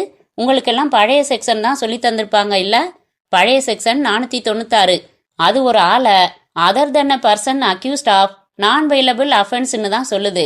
அப்ப இந்த ஆளை நீங்க சந்தேகத்தின் பேர்ல அரெஸ்ட் பண்ண போறீங்க. இன்னும் இவன் பேர்ல அக்யூசேஷன் இல்ல. பெயில் கூட இல்லாம பர்சனல் பாண்டு வாங்கிட்டு ரிலீஸ் பண்ணலாம். அதுக்கு உங்களுக்கு பவர் இருக்குது என்றான் கணேஷ். நீங்க சொல்றதெல்லாம் பெயிலபிள் அஃபென்ஸுக்கு தான் யா. கொலை குற்றம் நான் பெயிலபிள், கொலை குற்றம் செய்ததா சந்தேகப்படுறது பெயிலபிள். கல்கட்டா ஹைகோர்ட்ல ஒரு கிளாசிக் ஜட்ஜ்மெண்ட் இருக்குது. என்னங்க போட்டு குழப்புறீங்க? குழப்பம் ஒண்ணும் இல்ல பழனிவேல். உங்களுக்கு இவனை கைது பண்றதுக்கு அவசரமா? அப்படி ஒன்றும் இல்ல. நாளைக்கு சாயங்காலம் வரைக்கும் காத்திருக்கலாம் இல்ல? ஏசிபியே கேட்கணும். ராத்திரி கஸ்டடியில வச்சுக்கிட்டு என்ன செய்ய போறீங்க? தப்பிச்சு போயிடுவான்னா? ஊரை விட்டு ஓடி போற சாதியா தெரியல. பார்த்தா பூச்சி மாதிரி இருக்கான். நாங்க ஷூரிட்டி கொடுக்கறோம். அரெஸ்ட் பண்ணணும்னா நாளைக்கு நல்ல வெளிச்சத்துல வச்சுக்கோங்க. மாஜிஸ்ட்ரேட் ஆர்டர் வாங்கிக்கவும் உங்களுக்கு சமயம் இருக்கும். இவன் தான் செஞ்சான்னு நீங்க நம்புறீங்களா இல்லையா? அப்படித்தான் தோணுது. பின்ன ஏன் இந்த ஆளுக்கு வக்காலத்து வாங்குறீங்க? பாருங்க, பச்சை புள்ள மாதிரி தங்கச்சி, அப்பா அம்மா யாரும் இல்லையா? அழுது அழுது மூக்கு என்னமா சவந்திருக்கு பாருங்க. அதுக்கு ஏதாவது ஏற்பாடு செய்ய வேணாமா? திடீர்னு கைது பண்ணிட்டா எப்படி? பழனிவேல் கொஞ்சம் யோசித்து, சரி, உங்க சியூரிட்டி படி நான் அனுமதிக்கிறேன். நாளைக்கு சாயங்காலம் ஆளை கொண்டு வந்து விட்டுருங்க என்றார். வாரண்ட் ஆஃப் அரெஸ்ட் தயாரிச்சு வச்சுக்கிறது உத்தமம் என்றான் வசந்த். உங்களுக்கு எல்லா பவரும் இருக்கு, ஒத்துக்கிறேன். ஆனா செக்ஷன் 41 சாதாரணமா கிரைம் பிரிவென்ஷனுக்கு தான் உபயோகிப்பாங்க. Mohammed Ismail versus the Emperor AIR 1939. இத பாருங்க, போதும், அழைச்சிக்கிட்டு போங்க, குழப்பாதீங்க, அதெல்லாம் வேணாம். 1938 நான் பிறக்க கூட இல்ல என்றார் பழனிவேல். வசந்த், அனு வா போகலாம். வாயா அருணாச்சலம், போதும் அழுதது. அனு, எங்க வீட்டுல படுத்துக்கிறியா அன்னைக்கு? சரி அண்ணா. இத பாரு, இந்த மாதிரி அண்ணா எல்லாம் வேண்டான்னு சொல்லியிருக்கேன்ல. தமிழ்நாடு பூராவும் அண்ணாவை வச்சுக்கிட்டு ஏமாத்துறாங்க இல்ல. பின்ன எப்படி கூப்பிடுறது? வசந்த்னு கூப்பிடு. இன்னைக்கெல்லாம் இருந்தா எனக்கு என்ன வயசு இருக்குங்கிற என்று அணுவை தோளில் அணைத்து அழைத்து சென்றான் வசந்த். வசந்த், ஐ சீ சம் மிஸ்சீஃப் என்று கணேஷ் எச்சரித்தான். என்ன பாஸ், கிளையண்ட்டுக்கு உதவி பண்ணக்கூடாதா? அருணாச்சலம், உங்களை நான் வீட்டில் கொண்டு விடுறேன். நாளை மாலை வரை தற்காலிகமா விடுதலை கிடைச்சிருக்கு. சார், நடந்தது அத்தனையும் சொல்லிடுறேன் என்றான் கண்களில் நன்றியுடன். அதான் சொன்னீங்களே. சொல்ல வேண்டியது நிறையவே இருக்கு கணேஷ். உங்க ஒருத்தரால தான் என்ன காப்பாற்ற முடியும். இப்ப காப்பாத்துறத பத்தி யாரும் பேசல. நீங்க போலீஸ் கிட்ட சொன்னதெல்லாம் முன்னுக்கு பின் முரணா இருக்குது. முதல்ல 9:30 மணிக்கு பார்த்தேன்னீங்களாம். அப்புறம் சிவபிரகாசம் போன் பண்ணதை பத்தி போலீஸ் சொன்னப்புறம் டயத்தை மாத்திக்கிட்டீங்களாம். என்கிட்ட கெடிகாரம் இல்ல சார். எனக்கு என்னவோ குத்து மதிப்பாதான் டயம் ஞாபகம் இருந்தது. சிவாசாரை பார்க்க கிளம்புறப்ப 9ன்னு எங்கேயோ மணிக்கூண்டுல பார்த்த ஞாபகம். கார்பரேஷன் கெடிகாரம் நின்னு கூட போயிருக்கலாம். அதை வச்சுக்கிட்டு என்ன போய் குடஞ்சா எப்படி சார்? நீங்க வந்தப்ப அவர் இறந்திருந்ததை பாத்தீங்க. நிச்சயம், அதான் பயந்துகிட்டு ஓடி வந்துட்டேன். அவர் சொத்து உங்களுக்கு வருமா? அதை ஏன் கேக்குறீங்க? அது ஒரே குழப்பம். அவர் சொத்து எது, சொந்த சொத்து எது, ஜாயிண்ட் ஃபேமிலியோடது எதுன்னு தகராறு இருக்கு. அதாவது எங்க எல்லாருக்கும் பொதுவா ஒரு தாத்தா, அவர் பேரும் சிவபிரகாசம் தான். அவர் வச்சிருந்த லேண்டட் ப்ராப்பர்ட்டியை வித்து தான் இந்த எஸ்பி இண்டஸ்ட்ரீஸ் எல்லாம் வந்தது. முதல்ல சின்ன சிவபிரகாசம் தான் கர்த்தாவாயிருந்தாரு. அப்புறம் ஆட்டை தூக்கி மாட்டுல போட்டு என்னென்னவோ செய்து எல்லாம் என்னதுதான்னு சொல்லிட்டாரு. 4 பேரையும் டைரக்டரா போட்டு லிமிடெட் கம்பெனில ஷேரு கீருன்னு என்னென்னவோ செஞ்சாரு. ஆரம்ப நாட்கள்ல கொஞ்சம் ஏமாந்துட்டோம். இப்ப தட்டி கேட்கறப்ப உங்களுக்கு பாத்தியதையே இல்ல, எல்லாம் என்னதுன்னு சொல்லி பங்குக்கு ஆளுக்கு 10,000 ரூபாய் கொடுத்து, அதாவது ப்ராப்பர்ட்டியோட பழைய வேல்யூவை போட்டு கணக்கு பண்ணிட்டாரு. எங்க அப்பா வழியா வந்த கொஞ்சம் சொத்தும் அதுல அடக்கமாகி போய் அதுல எனக்கு தான் அதிக நஷ்டம். கேட்டதுக்கு இவள ஸ்வீகாரம் எடுத்துக்கிறேன்னு சொல்லிட்டு இருந்தாரு. அதுக்குள்ள அந்த காந்தா வந்து கதையே மாறிப்போச்சு. உடனே போய் என்ன பெரியப்பா இப்படி வாக்கு கொடுத்துட்டு ஏமாத்திட்டீங்களேன்னு சண்டை போட்டேன். அந்த காந்தாவும் இருந்தா சரியான பொம்பளை சார். சொத்து மேல குறி. அவரை யார் கொன்னிருக்க முடியுங்கிறீங்க? அவர் பிசினஸ்ல பண்ண தகிடுதத்தான் யாருக்கு தெரியும்? என்ன விரோதமோ, எப்படிப்பட்ட விரோதமோ, எத்தனையோ இதுல இருக்கலாம். ஆனா நான் இல்ல, சண்டை போட்டேன், வாஸ்தவம். கொலை வரைக்கும் போற அளவுக்கு இல்ல சார். அணுவ கேளுங்க, ஒரு எறும்ப கூட கொல்ல மாட்டேன். என்ன போய் காந்தா செஞ்சிருப்பாங்களா? சாச்சா, அவளுக்கு அவர் உயிரோட இருக்கிறதுல தான் லாபம். மத்த 3 பேர் சொன்னீங்களே, அவங்கெல்லாம் யாரு? கசின்ஸ், அழகான ஜாயிண்ட் ஃபேமிலியோட மத்த மெம்பருங்க, மத்த டைரக்டர்ஸ். அவங்களையும் போலீஸ் விசாரிச்சாங்களா? விசாரிச்சாங்க. எல்லாரும் அந்த 10:30 மணி சமயத்துல அந்த வீட்டு பக்கம் தலை வச்சு கூட படுக்கல. 3 பேரும் ஆபீஸ்ல இருந்திருக்காங்கன்னு தீர்மானமா தெரிஞ்சு போச்சு. ஆபீஸ்ல அவங்க சொல்லித்தான் காந்தாவை கல்யாணம் பண்ணிக்கிற தகவல் தெரிஞ்சுது. அவங்க சொல்லித்தான் அவரை பார்க்க போனேன், மாட்டிக்கிட்டேன். அதாவது சொத்தோட சம்பந்தப்பட்டவங்க, உறவுக்காரங்க யாரும் இதை செஞ்சிருக்க முடியாது. முடியாது சார். சரியான கேசியாது. இப்ப சொத்து யாருக்கு வரும்? எங்க 4 பேருக்கும் தான் வரணும். அதுல என்ன சிக்கலோ யார் கண்டது? எனக்கு சொத்து வேண்டாம். காரை ராயப்பேட்டை அருகில் அந்த வீட்டில் நிறுத்திய போது, உள்ள வரீங்களா என்றான் அருணாச்சலம். இல்ல, நேரமாயிருச்சு. கணேஷ் காரை கிளப்பி அது வேகம் பிடித்ததும், கேஸை எடுத்துக்கிறதா தீர்மானிச்சிட்டீங்களா என்றான் வசந்த். கணேஷ் மௌனமாக இருந்தான். அருணாச்சலத்தை பத்தி என்ன நினைக்கிறீங்க? ஒண்ணுமே நினைக்கல. பார்த்தா இன்னோசென்ட் மாதிரி தான் தெரியுது. சொல்ல முடியாது. அந்த ஆளு சொல்றது நிஜம்னு வச்சுக்கிட்டா என்ன ஆகுறது? ரொம்ப உதைக்கும். இந்த சினேரியோவை பாரு. 10:30 மணிக்கு சிவபிரகாசம் நமக்கு ஃபோன் பண்றாரு. அதுக்கப்புறம் யாரோ அங்க வரான் அல்லது வராங்க. சிவபிரகாசத்தை கொலை பண்ணிட்டு உடனே போயிடுறாங்க. அதுக்கப்புறம் அருணாச்சலம் வர்றான். உடல் கீழே கிடக்கிறத பார்த்துட்டு பயந்து ஓடி போயிடுறான். அதுக்கப்புறம் நாம வர்றோம் 11:30க்கு. அதாவது 1 மணி நேரத்துக்குள்ள 3 பார்ட்டி வந்து போயிருக்கு. அதுல 2 பார்ட்டியத்தான் கூர்க்கா பார்த்திருக்கான். எங்கேயோ சரியில்லை வசந்த். அத்தியாயம் 3. மறுதினம் காலையிலிருந்து கணேஷ் செயல்படுவதில் வினோதங்கள் இருந்தன. வசந்திடம் காரணம் சொல்லாமல் சில காரியங்களை செய்ய சொன்னான். முதலில் ராயப்பேட்டையில் அந்த அருணாச்சலத்தின் வீட்டுக்கு போகலாம் என்றான். மவுண்ட் ரோடு வெலிங்டனில் திரும்பி ஓடியன் வழியாக சென்று ஆஸ்பத்திரியை கடந்ததும், வசந்த் நிறுத்து என்றான். ஏன் பாஸ், அங்க போக வேணாமா? வேணாம். அணு எப்படி இருக்குன்னு ஒரு நட போய் விசாரிச்சுட்டு வந்துடலாமே. வேண்டாம். இப்ப இங்க எதுக்காக வந்தோம்? வந்த விஷயம் வேற. அருணாச்சலத்தை பார்க்க வரலையா? இல்ல. வசந்த் அவனை ஒரு மாதிரி பார்த்து, இப்ப என்ன செய்யணும் என்றான். வந்த வழியிலே திரும்பி போ. திரும்பி செல்லும் போது மவுண்ட் ரோடுக்கு செல்லும் ஒரு வழி பாதையை பிடிக்கும் முன் அந்த முனையில் நிறுத்தச் சொன்னான். ஏன் பாஸ், குதிரை வண்டி விசாரிக்கணுமா? ஓரத்துல பார்க் பண்ணிட்டு காத்திரு, வந்துடுறேன் என்று சட்டென்று இறங்கி கொண்டு அந்த முனையில் பூங்கா போல பாசாங்கு பண்ணி கொண்டிருந்த இடத்தை நோக்கி நடந்தான். வசந்த் சிகரெட் பற்ற வைத்து கொண்டு அவன் போகும் திசையையே பார்த்து கொண்டிருந்த போது பள்ளிக்கூட சிறுமிகள் சீருடையுடன் விரைவாக நடந்து செல்வது அவன் கவனத்தை ஈர்த்தது. அதில் ஆழ்ந்திருந்த போது கணேஷ் உடனே வந்து விட்டான். என்னாச்சு? போன காரியம் ஆகல. போன காரியம் என்ன? அப்புறம் சொல்றேன். என்ன பாஸ், ரொம்ப மர்மமா வேலை செய்றீங்க? மனசுக்குள்ள ஒரு தியரி வச்சிருக்கேன். அதை இன்னும் உங்ககிட்ட விவாதிக்கிற நிலைமைக்கு வரல. இப்ப எனக்கே சற்று குழப்பமா இருக்குது. இப்ப எங்க போகணும்? காந்தா பிரின்சிபாலா இருக்காங்களே அந்த கான்வென்ட் பள்ளிக்கு. ஹோலி கிராஸ் எங்க இருக்கு தெரியுமா? என்ன பாஸ், வசந்துக்கு உருப்படியா தெரிஞ்ச ஒரே விஷயம் இந்த மாதிரி பெண்கள் பள்ளிக்கூடங்கள் எங்க இருக்குதுன்னு தானே. இந்த ஏரியாவுல கூட ஒரு முஸ்லிம் பெண்கள் பள்ளி இருக்கு, தெரியுமோ? பள்ளி நுங்கம்பாக்கத்தில் இருந்தது. காம்பவுண்ட் சுவர்கள் உயரமாக இருந்தன. செல்வாக்கு உள்ளவர்கள் சேர்க்கும் பள்ளி போலும். வாசலில் கொத்து கொத்தாக கார்கள் காத்திருக்க, வெளிர் பச்சையில் ஸ்கர்ட்டும் வெள்ளை சட்டையும் அணிந்து கணக்கில்லாத பெண்கள் உள்ளே ஆரவாரமாக நுழைந்து கொண்டிருந்தார்கள். வாசலில் நிறுத்திவிட்டு வசந்த், முதல்ல கேர்ள்ஸ் ஸ்கூல்ல இப்பதான் நுழையிறேன் பாஸ் என்றான். பொய் சொல்லாத, நுழைய அனுமதி தராங்களா பார்க்கலாம். யாருங்க? காந்தா அம்மாவை பார்க்கணும். பார்வையாளர்களுக்கு தனியா நேரம் இருக்குதே. அது எப்ப? ராத்திரியா? இல்ல, 10:30 மணிக்குங்க. என்னங்க அட்மிஷனா? எல்லாம் முடிஞ்சிருச்சுங்களே. மந்திரிப்பா சீட்டு கேட்டு அனுப்பிச்சிருக்காரு. 10:30 மணிக்கு மேலதாங்க அனுமதி. ஏன்பா, மந்திரி ஆளுங்களுக்கு கூட அனுமதி இல்லையா? என்ன மந்திரிங்க? கணேஷ் குறுக்கிட்டு, இல்லங்க, நாங்க 10:30க்கே வரோம் என்றான். பார்ட்டி யாருன்னு சொன்னீங்கன்னா? பரவாயில்லங்க, நேரத்துல வரோம், வா வசந்த் என்றான். காரில் இத பாரு, பொய் சொல்றது உனக்கு வழக்கமாவே போயிடுச்சு. பொய்ய ஒரு அளவோட பிரயோகிக்கணும் என்றான். பொய்மையும் வாய்மை இடத்து உரை தீர்த்த நன்மை பயக்குமெனின்னு வள்ளுவர் சொல்லியிருக்காரு. அவர் என்ன வேணா சொல்லிட்டு போகட்டும், நீ கணேஷ் சொல்றத கேளு. இப்ப என்ன, இன்னும் 3/4 மணி நேரம் இருக்கு, இங்கேயே காத்திருக்கலாம். ரொம்ப உத்தமம். அடடா, 15 14மா எத்தனை மலர்கள்! ஒவ்வொருத்தையும் ஷர்ட்டு போட்டுக்கிட்டு வர்றதே எக்ஸைட்டிங்கா இல்ல?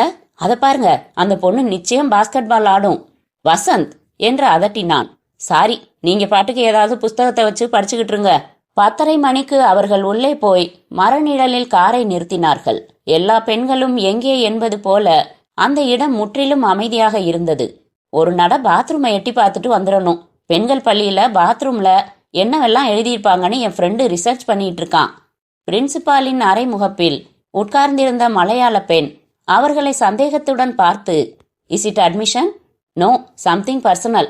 பேர் சொல்லுங்க. கணேஷ் தன் பெயரை சீட்டில் எழுதி உள்ளே அனுப்பிவிட்டு சுற்றிலும் பார்த்தான்.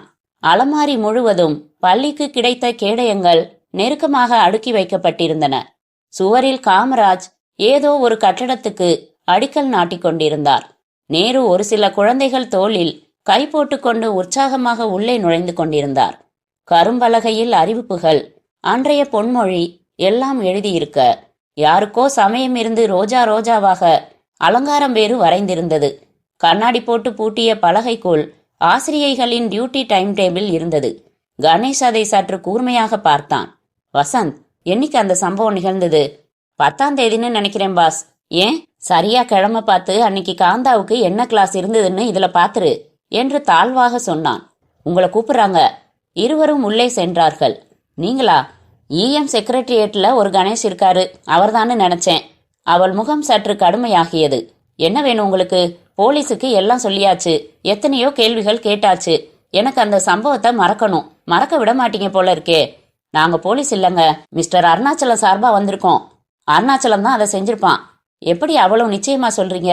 இதை பாருங்க, என்கிட்ட இருந்து வார்த்தைகளை பிடுங்காதீங்க. அந்த மனிதர் என்ன கல்யாணம் செஞ்சுக்கிறதா இருந்தாரு. எனக்கு கல்யாணத்துல ஏதும் பண நோக்கம்னு அவங்கெல்லாம் நினைச்சுக்கிட்டு இருக்காங்க. நான் இல்லைன்னு சொல்ல வரல. 40 வயசுக்கு மேல வேற எந்த நோக்கம் இருக்க முடியும்? பணம் மட்டும் இல்ல, செக்யூரிட்டி. எனக்கு வயசு வந்த பொண்ணு ஒருத்தி இருக்கா. இந்த பள்ளிக்கூடத்துக்கு பேரு தான் பெத்த பேரு.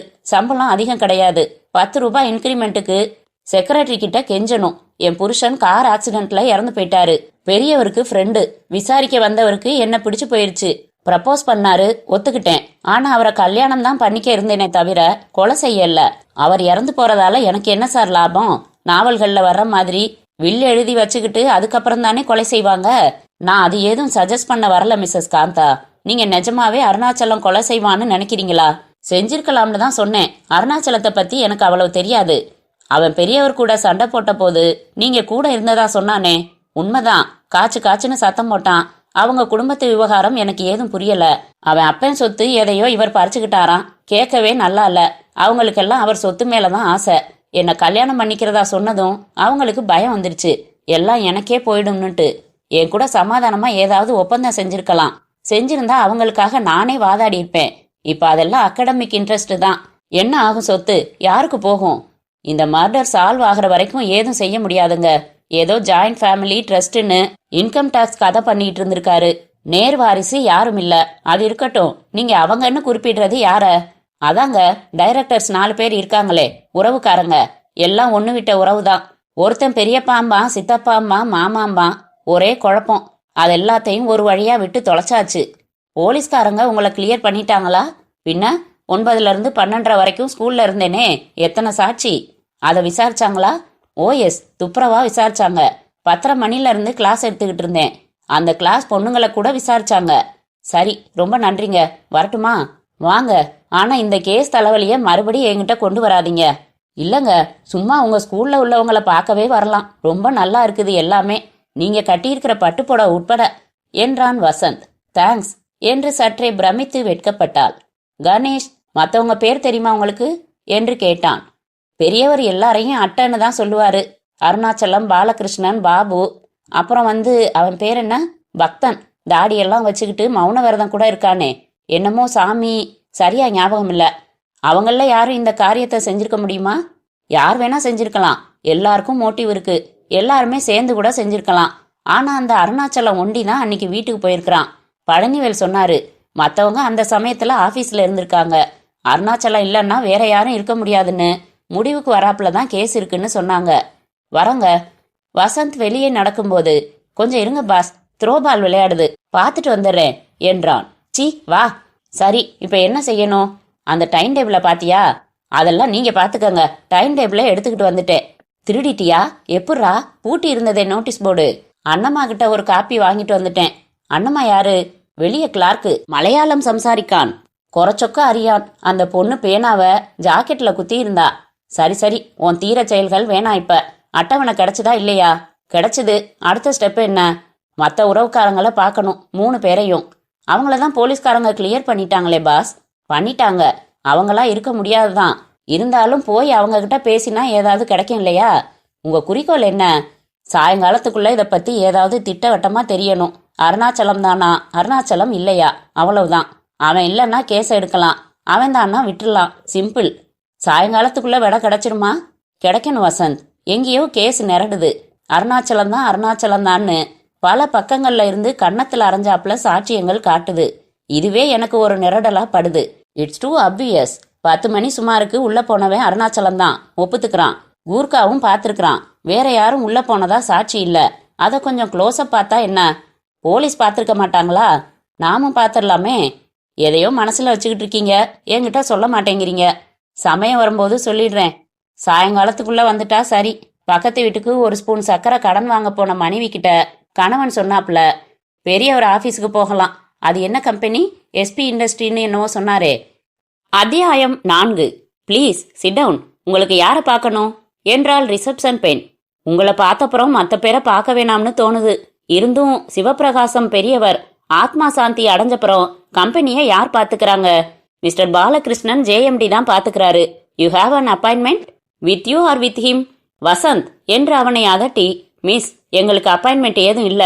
அவர் ஆபீஸ்ல இருந்தா ஒன் மிஸ்டர் கணேஷ் லாயர் பார்க்க விரும்புறதா சொல்லுங்க என்றான் Ganesh. One moment please.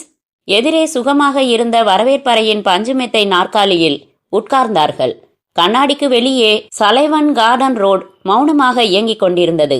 Vivekananda college மாணவர்கள் தெரிந்தார்கள். பிளாட்பார குடும்பம் ஒன்று, ஆட்டோ ரிக்ஷா எல்லாமே மௌன படத்தில் பார்ப்பது போல இயங்குவதை கணேஷ் தான் கவனித்துக் கொண்டிருந்தான். வசந்த் அந்த பெண்ணின் உதட்டையே கவனித்துக் கொண்டிருந்தான். சன்னமா டெலிபோன்ல பேசுறத பாத்தீங்களா? இவளை எங்கேயோ பார்த்திருக்கேன் என்றான். நீ எங்கேயோ பார்த்த பெண்களை கணக்கெடுத்தா மெட்ராஸ் கொள்ளாது. பெட்டு வைக்கிறீங்களா? நீங்க போய் பாலகிருஷ்ணனை பார்த்துட்டு வர்றதுக்குள்ள இவளை கணக்கு பண்ணிடுறேன். Nothing doing. என்னோட கூட வரப்போற நீ. Boss, have a heart. எனக்கு எதுக்கு மௌன சாமியார் எல்லாம்? உனக்கு ஸ்பெசிஃபிக்கா ஒரு வேலை இருக்கு. என்ன வேலை? அந்த பொண்ணை பார்க்காம இருக்கிறது. என்னடா இப்படியா பட்டி காட்டான் யானையை பார்க்கறாப்ல? கட்ட பாருங்க, படு டிம்பரா இருக்குது. மிஸ்டர் கணேஷ் என்றாள். எஸ், அவர் JMD will you see now? Boss, நீங்க போங்க பொடி நடையா. நான் ஒரு நிமிஷத்துல உங்க கூட சேர்ந்துக்கிறேன். இல்ல, என் கூட வரணும் நீ. டாய்லெட் போகணும் பாஸ், காத்திருக்கேன். சரியான வில்கின்சன் அறுவை நீங்க. லிப்டில் அட்டெண்டன்ட் ஸ்டூல் போட்டு உட்கார்ந்து தேவி படித்து கொண்டிருந்தான். இந்த அம்மா எத்தனை நாளா இங்க வேலையில இருக்கு? 1 வருஷமாங்க. பேரு தமயந்திங்க. டிவில கூட வந்திருக்காங்க. அதான் பார்த்திருக்கேன் என்று கணேஷை பார்த்தான். போறப்பயாவது கொஞ்சம் டைம் கொடுப்பீங்களா? கிடையாது. 5வது மாடி விஸ்தாரமாக மஸ்டர்ட் வண்ணத்தில் கார்பெட் அமைக்கப்பட்டு முழுவதும் ஏர் கண்டிஷன் செய்யப்பட்டு நவீனமாக இருந்தது. அறையின் முன்பகுதியில் இருந்த தாழ்வான மேசைக்கு அருகில் டைம் போன்ற பத்திரிகைகள் இருந்தன. சுவரில் மேற்புறத்தில் புதிதாக மாலை போட்டு சிவபிரகாசத்தின் படம் இருந்தது. கதவில் பெயர் பலகை சமீபத்தில் மாற்றப்பட்டிருக்கலாம் என்று தோன்றியது. இங்கும் ஒரு பெண் உட்கார்ந்திருந்தாள். வசந்த், நான் மட்டும் உள்ள போறேன். இந்த பொண்ணுகிட்ட பேச்சு கொடுத்து ஏதாவது விஷயம் இருந்தா கிரகிச்சு வாங்கிக்க.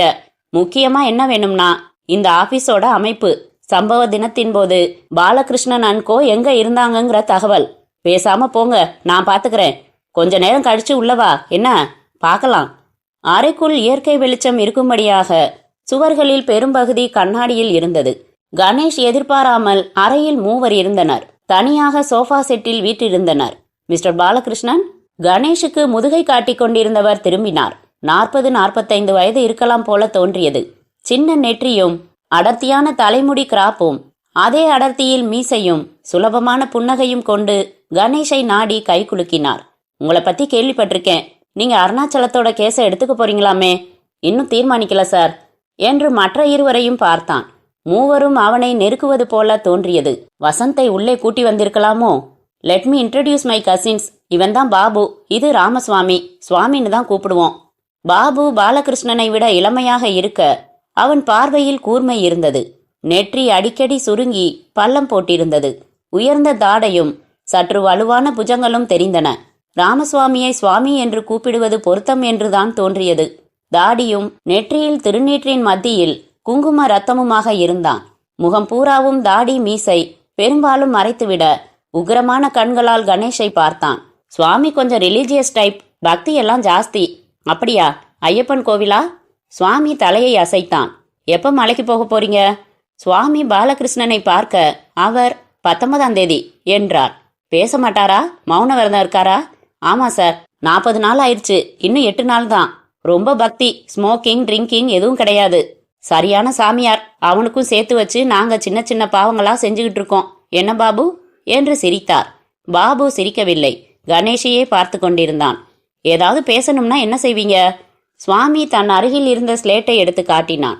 ரொம்ப உத்தமம் சார், பேசுறதால தான் பல வழக்குகள் வருது. சொல்லுங்க, நீங்க எதுக்கு வந்தீங்க? உங்க கசின் அருணாச்சலம், அவரை உங்களுக்கு நல்லா தெரியுமா? ஓஎஸ், நல்லா தெரியும். அவர் அந்த காரியத்தை செஞ்சிருப்பாருன்னு நினைக்கிறீங்களா?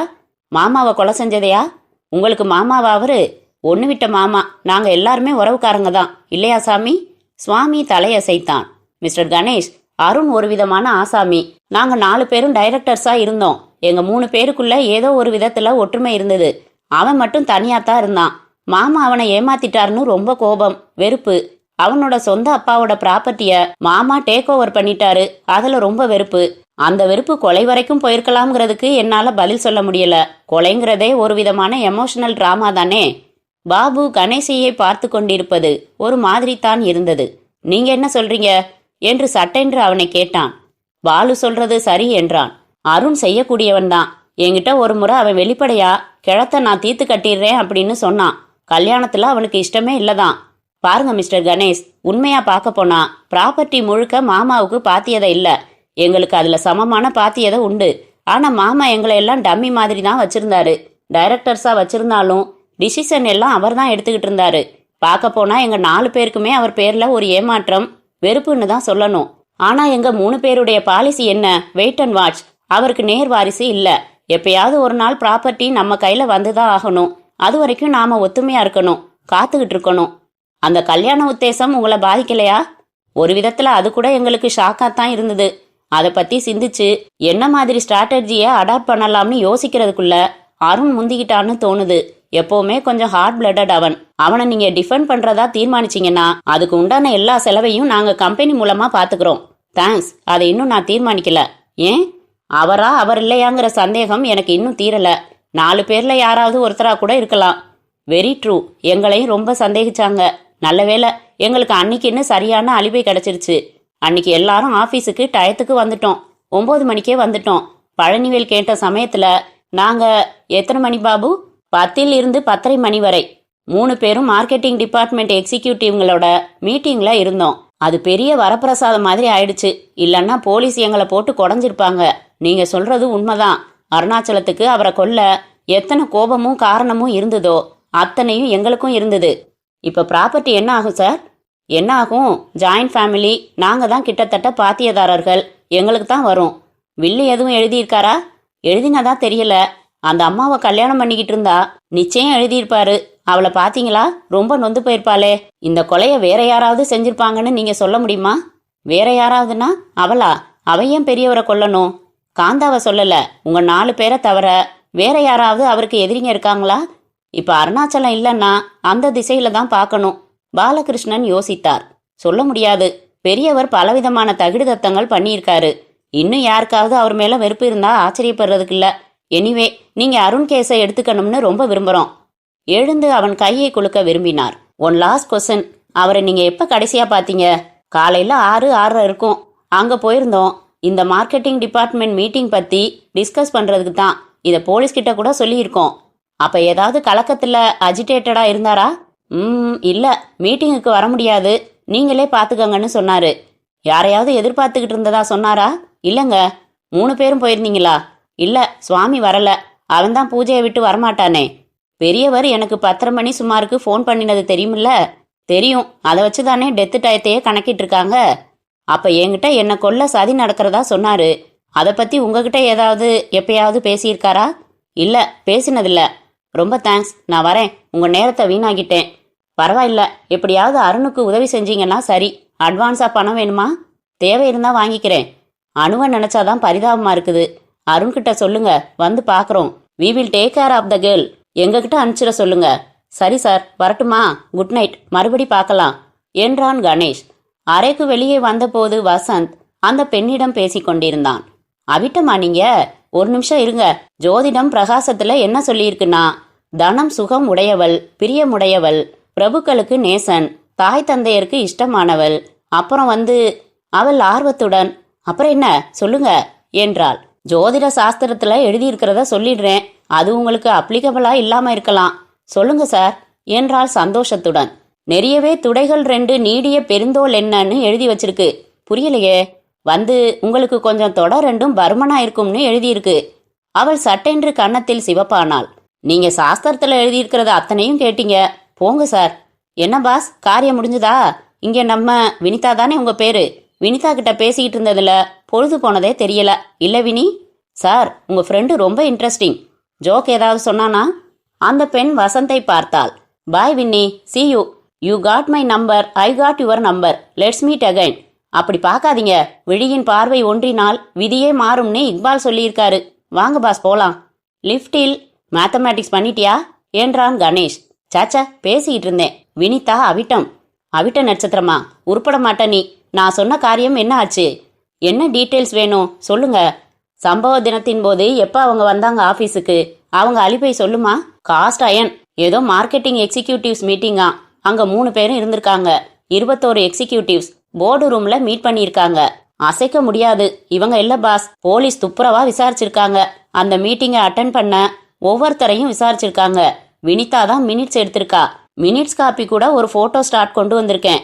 என்ன பாஸ், 6ஆம் நம்பரை அழுத்துறீங்களே? பேசாம வா. 6வது மாடியில் லிப்ட் நின்ற போது கணேஷ் கதவை திறந்த போது 10 முகங்கள் நிமிர்ந்து பார்த்தன. ஆபீஸ் அறை. Sorry, I want to go to the toilet என்றான் கணேஷ். காரிடார்ல நேர மேல போனீங்கன்னா இருக்கும். லேடிஸ்குள்ள நுழைஞ்சிடாதீங்க. வெளியே காரிடாரில் நடந்தான். என்ன பாஸ், டாய்லெட் மோகம்? கூட வாயேன் என்று டாய்லெட் கதவை திறந்தான்.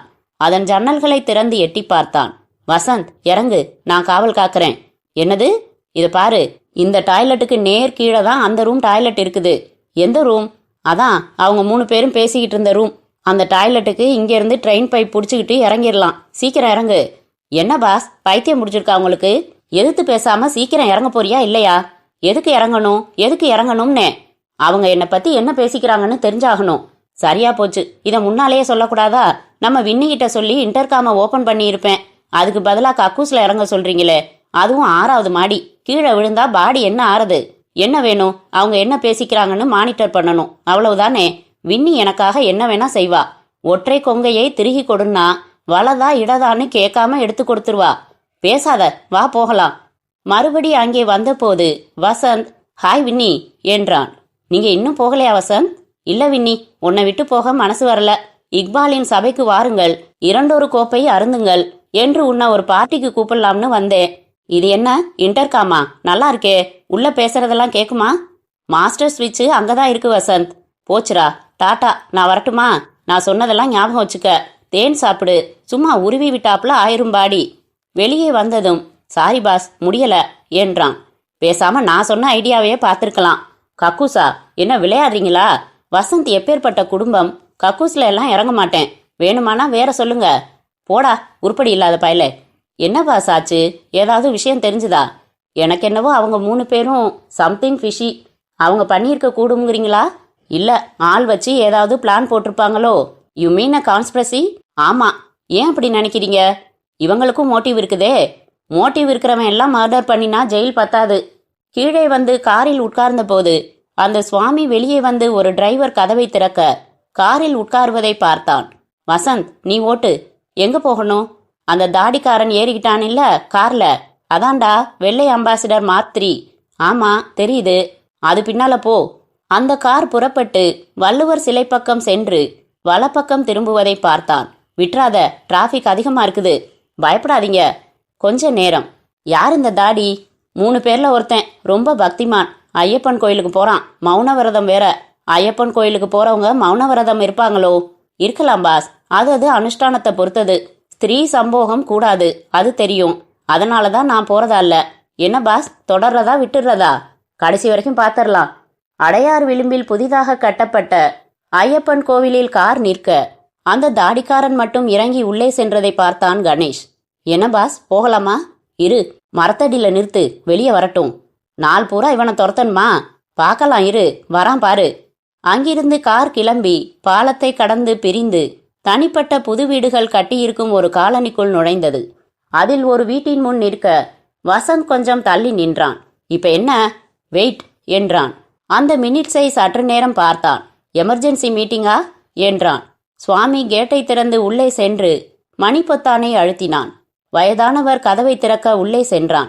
என்ன பாஸ், இது அவன் வீடான்னு பார்க்கணும், கொஞ்ச நேரம் வெயிட் பண்ணு. காலையில இருந்து என்ன செய்றீங்கன்னு தலகால் புரியல, எனக்கு இன்னும் விளங்கல. I am acting on hunches. இது இந்த ஆளு வீடா இருந்தா அவன் காத்தால பல் தேய்ச்சிட்டு வெளியே வர்ற வரைக்கும் இங்கேயே காத்துக்கிட்டு இருக்கணுமா? இது இந்த ஆளு வீடா இருக்காது. டிரைவர் இன்னும் குள்ளாய கூட கழட்டாம காத்துக்கிட்டு இருக்கான் பாரு. அதானே, இதோ சுவாமி வராரே. இப்ப என்ன, மறுபடியும் ஃபாலோவா? இல்ல வசந்த், இங்கேயே நிறுத்திக்க. அந்த வீட்டுல போய் விசாரிக்கலாம். டூலேட் தான். வேற? வசந்த் காரை விட்டு வெளியே வர இருவரும் அந்த வீட்டை அணுகினார்கள். மணி பொத்தானை அழுத்தவும் கொஞ்ச நேரத்தில் மறுபடி அந்த பெரியவர் வந்து திறந்து எஸ் என்றார். பெரிதாக சோடா புட்டி கண்ணாடி வைத்துக்கொண்டு இந்துவின் கிராஸ்வேர்டு பக்கத்தை மடக்கி வைத்துக் கொண்டிருந்தார். என்ன வேணும் உங்களுக்கு? சார், இந்த வீட்டை வாடகைக்கு விடுறதா கேள்விப்பட்டோம். இப்பதானே வந்தாரு. யார் வந்தாங்க? அதான் ஒருத்தர் வந்துட்டு போனாரே, செட்டில் ஆயிட்டுதே. அப்படியா என்று வசந்த் கணேஷை பார்த்தான். கணேஷ் ஒரு விரலை சொடுக்கினான். அது அவர்களுக்குள் ஒரு ரகசிய ஒப்பந்தம். ஒரு விரலை சொடுக்கினால் இன்னும் கொஞ்சம் காலம் தாழ்த்து என்று, நான் இன்னும் கொஞ்சம் கவனிக்க வேண்டும் என்று அர்த்தம். வசந்த் குறிப்பறிந்து சோ சாரி சார் என்றான். 5 நிமிஷம் லேட்டா வந்துட்டீங்க. நீங்க கிராஸ்வேர்டு போடுவீங்களா? 10 வருஷமா போட்டுக்கிட்டு இருக்கேன். உங்களுக்கு இன்ட்ரெஸ்டா? பைத்தியம் சார். ஒரு தடவை நோட் பிரிங் மீ எ டாக்டர்னு பிரமாதமா க்ளூ கொடுத்திருந்தான் ஹிந்துல. சொல்லாதீங்க, நான் சொல்றேன். மெமோ எப்படி? இல்லாடி சார் நீங்க. வாங்க உட்காருங்க. பிரீத்தி, இத பாடுறா என்றான் வசந்த். பிரீத்தி கூட கிராஸ்வேர்டு போடுமா? சொல்லி கொடுத்துட்டு இருக்கேன். கிராஸ்வேர்டு போடாதவனும் உட் ஹவுஸ் படிக்காதவனும் இந்த உலகத்துல மனுஷனே இல்ல. நீங்க உட் ஹவுஸ் படிப்பீங்களா? படிப்பீங்களாவா? பைத்தியம் சார். I was not exactly disgruntled, but I was far from gruntled என்று சிரித்தான். அவர் உடனே மலர்ந்து, பிரமாதம், அடடா, உங்களுக்கு போய் வாடகைக்கு கொடுக்காம போயிட்டேனே மாடிய என்றார். அவர் எவ்வளவு சார் ஆஃபர் பண்ணாரு என்றான் கணேஷ். 1500. உங்களால அத்தனை கொடுக்க முடியுமா? 3 பெட்ரூம் இருக்கு. அவங்க 3 பேர் கசின்ஸாம். பெரிய கம்பெனி, எஸ்பி இண்டஸ்ட்ரீஸ் இல்ல, சமீபத்துல கூட அவர் இறந்து போயிட்டாரே, அவரோட வாரிசுங்களாம். சாலிட் பார்ட்டி தான். அட்வான்ஸ் கொடுக்கறதா சொன்னாரா? சொன்னாரு. எத்தனை வேணும்னாலும் கொடுக்கறேன்னு சொன்னாரு. பரவாயில்ல, எங்களுக்கு லக்கு இல்ல. I am so sorry. அவர் வந்து வேலையை முடிச்சுட்டாரு. 5 நிமிஷம் தான் பேச்சுவார்த்தை, சட்டுன்னு முடிச்சுட்டாரு. டோக்கன் அட்வான்ஸ் வேற வாங்கிட்டேன், அதான் தயங்குறேன். பரவாயில்ல, நாங்க வரட்டுமா? பிரீத்தி வரலையா? பிரீத்தி? வசந்த், கமான், நமக்கு வேலை இருக்கு. விளையாட போயிருக்கா. வாக்மேன் கேட்டுக்கிட்டு இருப்பா, அதான் காதிலே விழுந்திருக்காது. பிரீத்தி?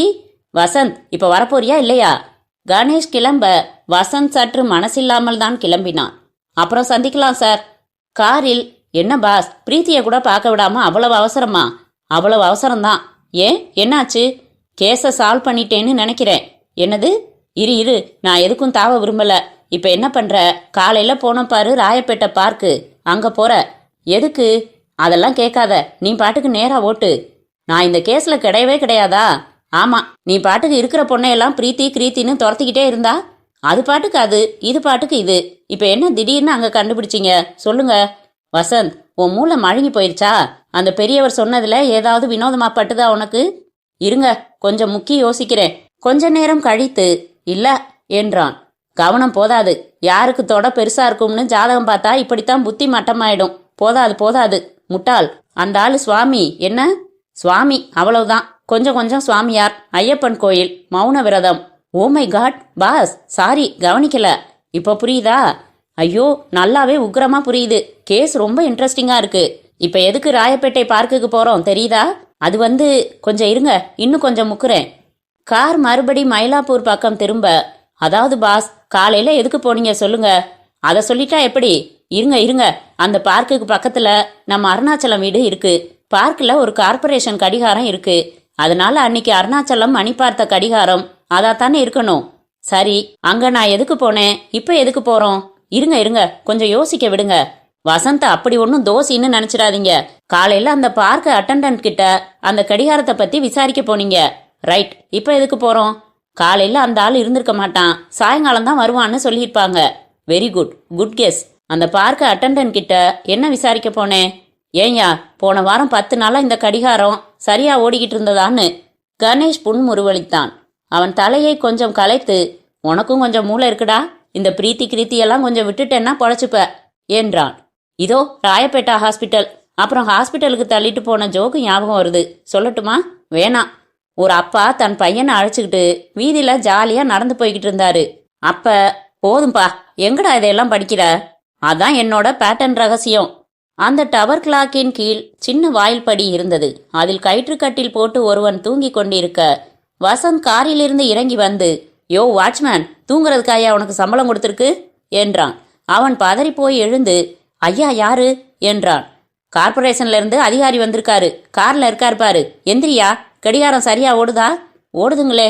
சமீபத்துல எப்பயாவது ரிப்பேர் உண்டா? இல்லைங்களே. சாவி ஈவி கொடுத்துக்கிட்டு இருக்கியோ? சாவி இல்லைங்களே, மெக்கானிக்கு தான் வருவாரு. இந்த ஏணில ஏறி படிக்கல்ல தூக்கி வச்சுட்டு போவாரு. 10 நாள் ஓடும். அப்படியா? சமீபத்துல எப்பவும் நிக்காம ஒழுங்கா ஓடிக்கிட்டு இருந்திருக்கா? ஆமாங்க, வேணா கேட்டு பாருங்க. நான் வரேன். ஐயா, நம்ம டிரான்ஸ்பர் விஷயம் என்ன ஆச்சு? ராயபுரத்துக்கு போடும்படியா கேட்டிருந்தாங்க. 2 பஸ் பிடிச்சி வர்றது ரொம்ப கஷ்டமா இருக்குதுங்க. அப்படியா? உடனே கவனிக்கிறேன். ராயப்பேட்டையில இருந்து ராயபுரத்துக்கு தானே வேணும், கொஞ்சம் எடுத்து தானே வித்தியாசம், உடனே செஞ்சிடுறேன் என்று காருக்கு வந்தான். என்னடா, ஐயாவுக்கு டிரான்ஸ்பர் வேணுமா? கடிகாரம் என்னாச்சு? பாஸ், அது கிராவிட்டி கிளாக். மேலே ஏற்றி வச்சா அது பாட்டுக்கு ஓடும். முதல்ல பார்ட்ஸே குறைச்சல். அன்னைக்கு ஓடி இருக்கா? அப்படிதான் தோணுது. அதில் கெட்டு போகிறதுக்கு அதிக விஷயம் இல்லை. செத்த முன்ன பின்ன ஓடும். முன்ன பின்னா 1 மணி நேரம் ஸ்லோவாவா? சாச்சா, அப்படி இல்லை, ஒரு 5 நிமிஷம் 10 நிமிஷம். என்ன யோசிக்கிறீங்க? நீங்கள் யோசிக்கிறது தான் நானும் யோசிச்சுக்கிட்டு இருக்கேன். இப்போ எங்கே போகணும் தெரியுமா? முதல்ல இன்ஸ்பெக்டர் பழனிவேலை பார்த்துட்டு அவர்கிட்ட இருந்து எப்படியாவது சிவப்பிரகாசத்தோட போஸ்ட்மார்ட்டம் ரிப்போர்ட் பார்த்தே ஆகணும். ஆஹா, புரியுது புரியுது பாஸ், நீங்க கில்லாடி. பழனிவேல், வாங்க, என்ன டயத்துக்கு முன்னாடியே வந்துட்டீங்களே என்றார். அழைச்சிக்கிட்டு வரலையா அருணாச்சலத்தை? பழனிவேல், எங்களுக்கு ரொம்ப அவசரமா போஸ்ட்மார்ட்டம் ரிப்போர்ட் தேவைப்படுது. எதுக்கு? இந்த கேஸ்ல உங்களுக்கு புகழ் வரப்போகுது என்றான் வசந்த். என்ன சொல்றீங்க? விளங்கும்படியா சொல்லுங்க. பழனிவேல், இந்த கேஸ் நீங்க நினைக்கிற மாதிரி அத்தனை எளிதில்ல. அருணாச்சலம் இதை செய்யல. எப்படி சொல்றீங்க? ஒரு நிமிஷம் என்கிட்ட கேள்வி கேட்காம அந்த ரிப்போர்ட்டை மட்டும் காமிச்சிட்டிங்கன்னா நல்லது.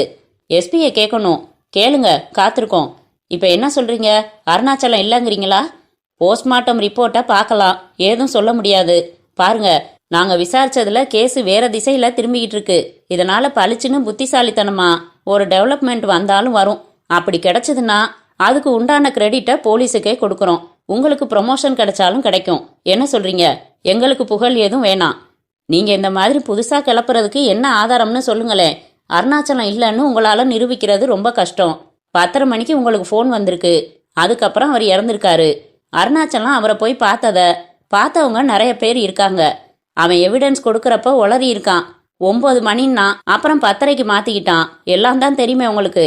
எல்லாம் தெரியும் பழனிவேல். இருந்தாலும் ஒண்ணே யோசிச்சு பாருங்க. திட்டமிட்டு கொலை செய்ய வரவன் அந்த மாதிரி ஓப்பனா எல்லாரும் பார்க்குற மாதிரி வருவானா? அவன் திட்டமிட்டு வந்தான்னு யார் சொன்னாங்க? பெரியவர் கூட சண்டை போட்டுட்டு அந்த கோபத்துல மண்டையில் அடிச்சிருக்கான்னு நாங்க சொல்ல வரோம். நீங்க வேணும்னா பிஎம் ரிப்போர்ட்டை பாருங்க. அதுல இருந்து என்ன தெரிய போகுது? எப்படி செத்தார்னு தெரியும். காட்டுங்களேன் பார்க்கலாம். அந்த ஃபைலை எடியா.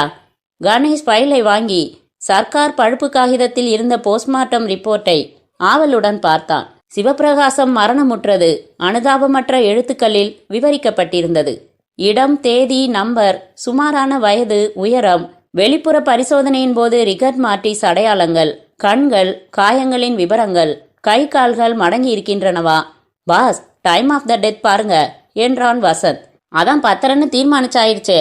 இருங்க என்று கணேஷ் அந்த ரிப்போர்ட்டில் விரலை ஓட்டினான். ப்ராபபிள் டைம் சின்ஸ் டெத் 10 மணி நேரம். மிஸ்டர் பழனிவேல், போஸ்ட்மார்ட்டம் அன்னைக்கு எப்போ நடந்துச்சு?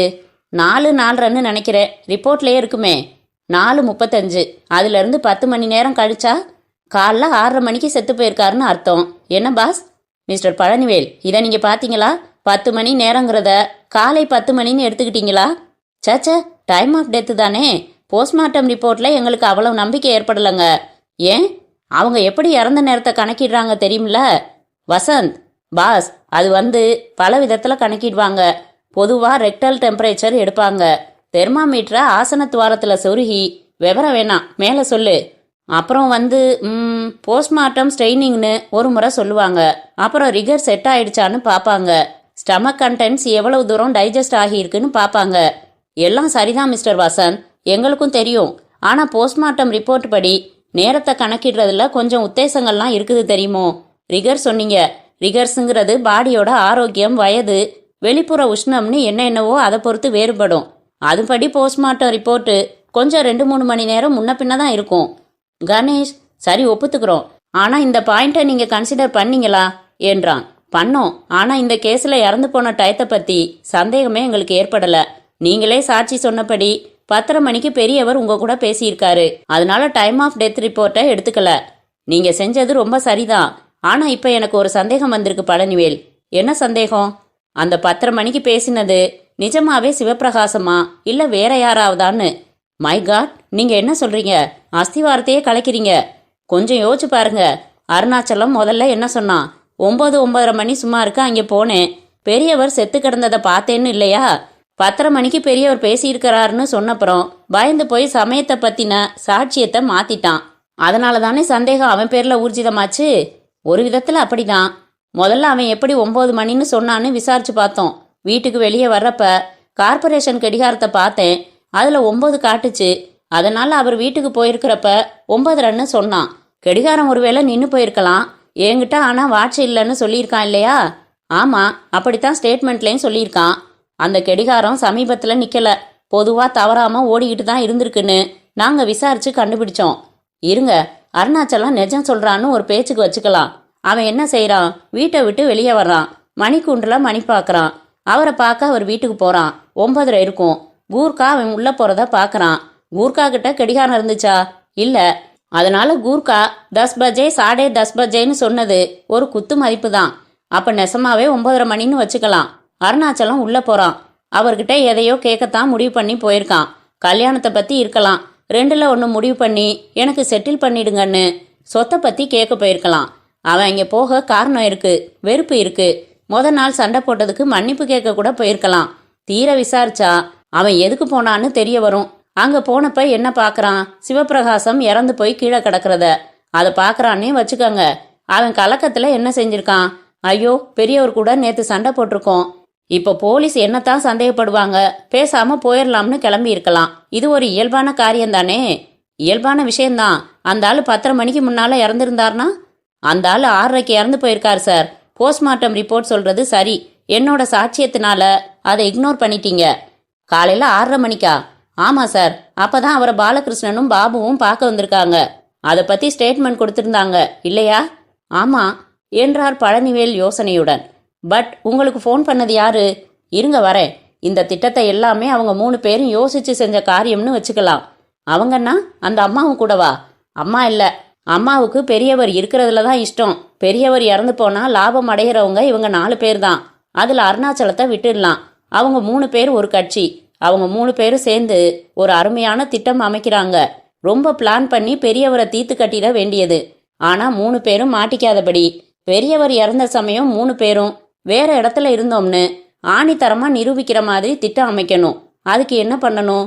ஒரு லாயர் வந்து, இதை பாருங்க சார், பெரியவர் என்ன 10:30 மணிக்கு ஃபோன் பண்ணி வரவழைச்சாரு, போய் பார்த்தேன், செத்து கிடந்தாருன்னு ஸ்டேட்மெண்ட் கொடுத்துட்டா 10:30 மணிக்கு தான் அவர் இறந்தாருங்கிறது கேள்வி கேட்காம ஒப்புக்கொள்ளப்படும்.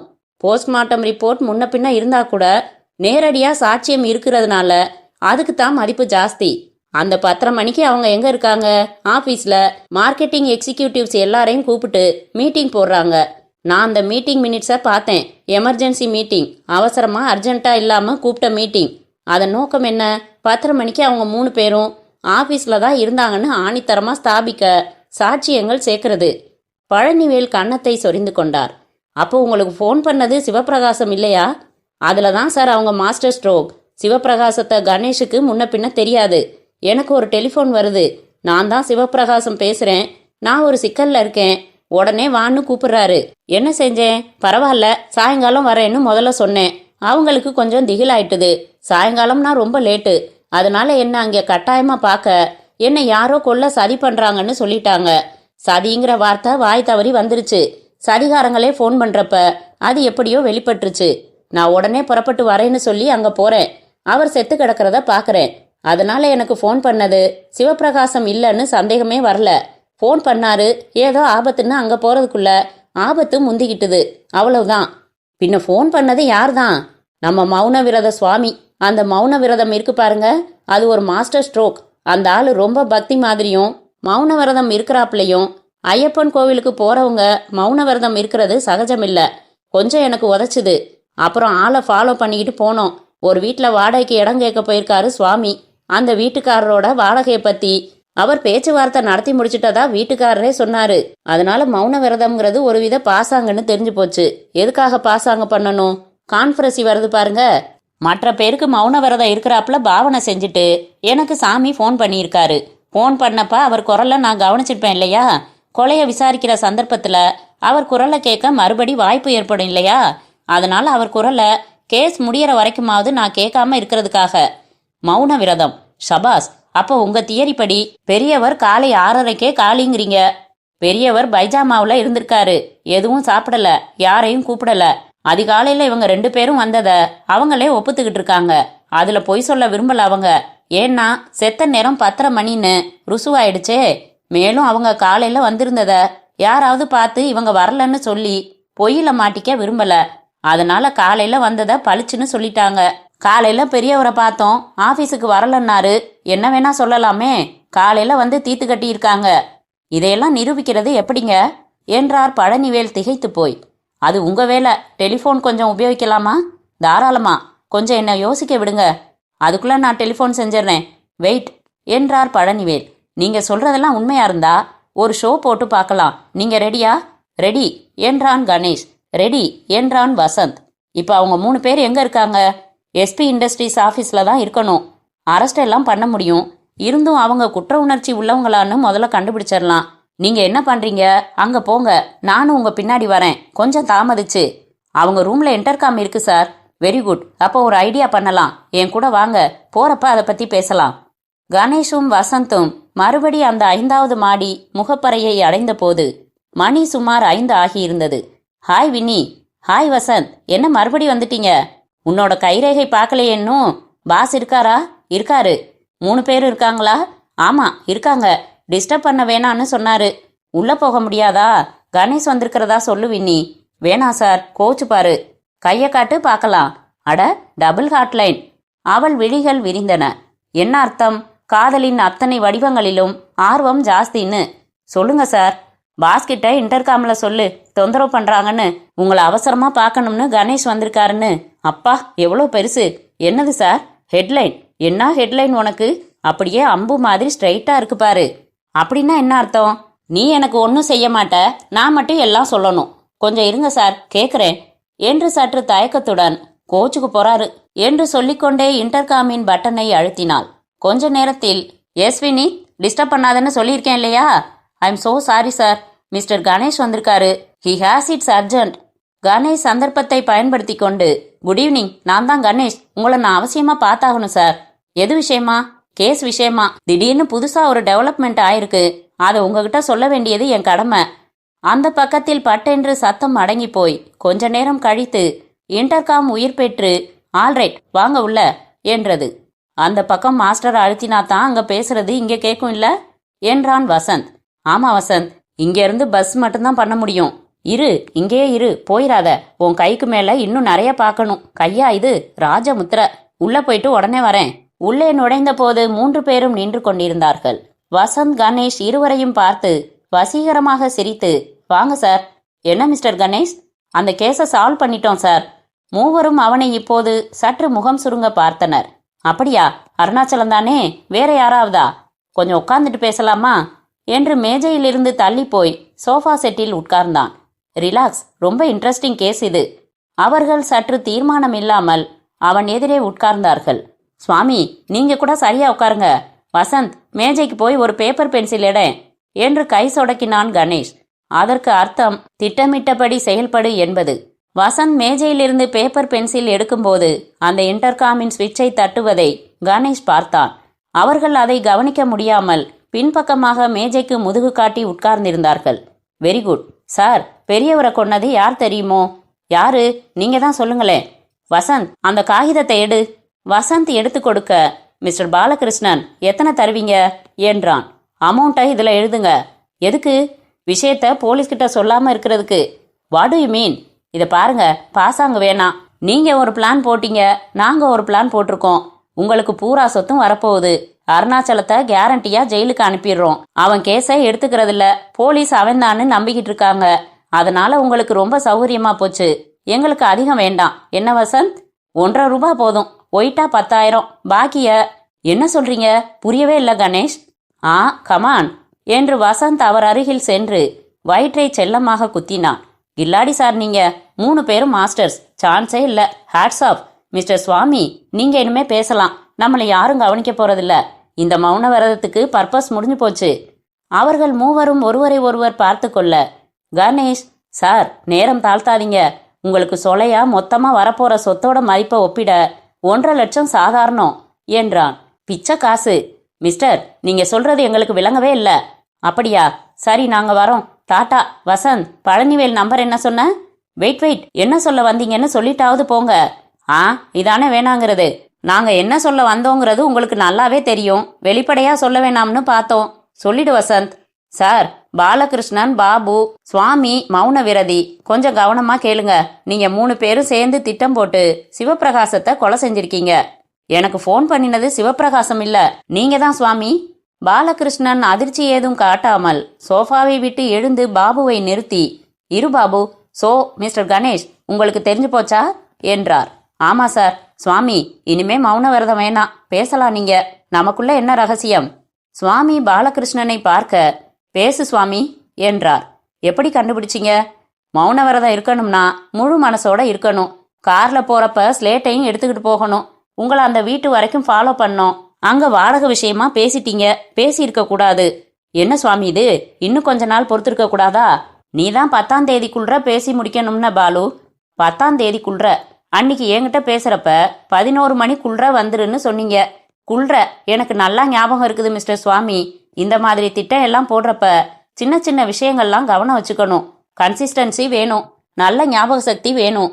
அடுத்த தடவை இந்த மாதிரி ஏதாவது திட்டம் போடுறப்ப சின்னதா எங்களுக்கு ஒரு ரிங் அடிச்சிருங்க என்று வசந்த் சொல்ல, பாலகிருஷ்ணன் எழுந்து, இப்போ உங்களுக்கு எவ்வளவு வேணுங்கிறீங்க என்றார். அதான் சொன்னோமே, 1.5 ரூபாய் போதும். என்கிட்ட எவ்வளவு கேஷ் இருக்கு பாக்குறேன் என்று பாலகிருஷ்ணன் எழுந்து குறுக்கே நடந்து தன் மேஜைக்கு செல்ல, வசந்த் சாய்மானமாக உட்கார்ந்து, உட்காருங்க, relax, it's all in the game என்றான். பாலகிருஷ்ணன் தன் மேஜையின் இழுப்பறையை திறந்து சட்டென்று ஒரு துப்பாக்கியை எடுத்துக்கொள்ள, அதே சமயம் மற்ற 2 பேரும் பாலகிருஷ்ணன் பக்கம் சேர்ந்து கொள்ள, எல்லாம் எதிர்பாராமல் நிகழ்ந்தது. கணேஷ், வசந்த், லுக் அவுட் என்று சத்தமிட, சட்டென்று பாலகிருஷ்ணன் துப்பாக்கியை கணேஷின் மார்புக்கு நேராக பிடித்து கொண்டு, so you think you are clever mister Ganesh, என்கிட்ட இன்னும் ஒரு ட்ரிக்கு பாக்கி இருக்கு. வசந்த், நகந்தா உன் ஃப்ரெண்டு மார்ல ஓட்ட விழும், அப்படியே நில்லு என்றார். சார், எதுக்கு சார் துப்பாக்கி கிப்பாக்கி எல்லாம் வச்சுக்கிட்டு? சேச்ச, கீழே போடுங்க. கிட்ட வராத, சுட்டு பொசிக்கிருவேன். வசந்த், சும்மாரு. யாராவது கிட்ட வந்தீங்க சுட்டு பொசிக்கிருவேன். வா சுவாமி, பாபு வா. ஒரு கொலை செஞ்சாச்சு, இன்னும் 2 கொலை செஞ்சுட்டா போகுது. சார், இதெல்லாம் அவசியமே இல்ல. நாங்க என்ன பணம் தானே கேட்டோம். 1.5 ரூபாய் ஜாஸ்தின்னா கொஞ்சம் குறைச்சுக்கிறோம். அதுக்குன்னு என்ன இது துப்பாக்கி கிப்பாக்கி எல்லாம் ஆட்டிக்கிட்டு? ஷட்டப் என்று பாலகிருஷ்ணன் வெறி பிடித்தார் போல் கத்தி அதே சமயம் சுட்டார். கணேஷ் பாய்ந்து பதுங்க, அவன் காதருகே குண்டு சீத்து கொண்டு எங்கேயோ தீற்றியது. அறையில் ஊதுபத்தி போல மெல்ல புகை உலவ, ஏண்டா டேய் சோமாரிங்களா, சுடமாட்டோம்னு நினைச்சிங்களா? எந்திரி, சுடமாட்டனா? இந்த தடவை வேணும்னே குறி வைக்காம சுட்டேன். அடுத்த தடவை உங்க கணேஷ் மூளை எகிரிக்கும். சார், அவரை சுடாதீங்க. நான் தான் உபயோகமத்தவன். என்ன சுடுங்க சார். 2 பேரையும் சுடத்தான் போறேன். 2 பேரையும். பாபு, ஒதுங்கிக்க. வசந்த் பாலகிருஷ்ணனுக்கு 6 மீட்டர் முன்னிலையில் இருந்தான். ஓடி வந்தாலும் அதற்குள் சுட்டுவிட சமயம் இருந்தது. வசந்த் வேண்டாம், விலகிக்க. சார் சார் பாலகிருஷ்ணன், கொஞ்சம் நான் சொல்றத கேளுங்க. நீங்க ஒரு கொலை செஞ்சது போதும், எதுக்கு அனாவசியமா இன்னொன்னு? Be reasonable. எங்களை கொன்னுட்டு உங்களால எப்படி தப்பிக்க முடியும் சொல்லுங்க பார்க்கலாம். பேசாத பாலு, தீத்துக்கட்டு என்றான் சுவாமி. பாரு, நழுவுறான் பாரு, சுடு சுடு. கணேஷ் கதவருகே வந்துவிட்டான். சரேல் என்று நீச்சல் பாய்ச்சல் போல சோஃபாவின் பக்கம் பாய்ந்தான். பழனிவேல் வாங்க என்று இறைந்து கூப்பிட்டான். அதே சமயம் அங்கிருந்து பாலகிருஷ்ணனின் துப்பாக்கி முனை கணேஷை நோக்கி கொண்டிருக்க, வசந்த் சர்க்கஸ்காரன் போல பாலகிருஷ்ணன் மேல் எம்பி அவனை வீழ்த்த முற்பட்டு கீழே விழ, பாலகிருஷ்ணன் துப்பாக்கி வெடிக்க அதன் குண்டு மறுபடி கூரையை தாக்க, அதே சமயம் கதவு வெடித்து பழனிவேல் உள்ளே பாய்ந்து உடனே மடங்கி அதைவிட உடனே தன் துப்பாக்கியால் பேச, பாலகிருஷ்ணன் அம்மா என்று ரத்தம் கசியும் புஜத்தை பிடித்து கொள்ள கணேஷ் ஒரு டம்ளர் தண்ணீர் குடித்தான். தட் வாஸ் க்ளோஸ் என்றான். ஏன் சார் இவ்வளவு லேட்டாவா வர்றது? என்ன செய்யறது வசந்த், நான் முன்னமே வந்துட்டேன். இன்டர்காம் வழியா உங்க வியாபாரத்தை எல்லாம் ரசிச்சு கேட்டுக்கிட்டு தான் இருந்தேன்.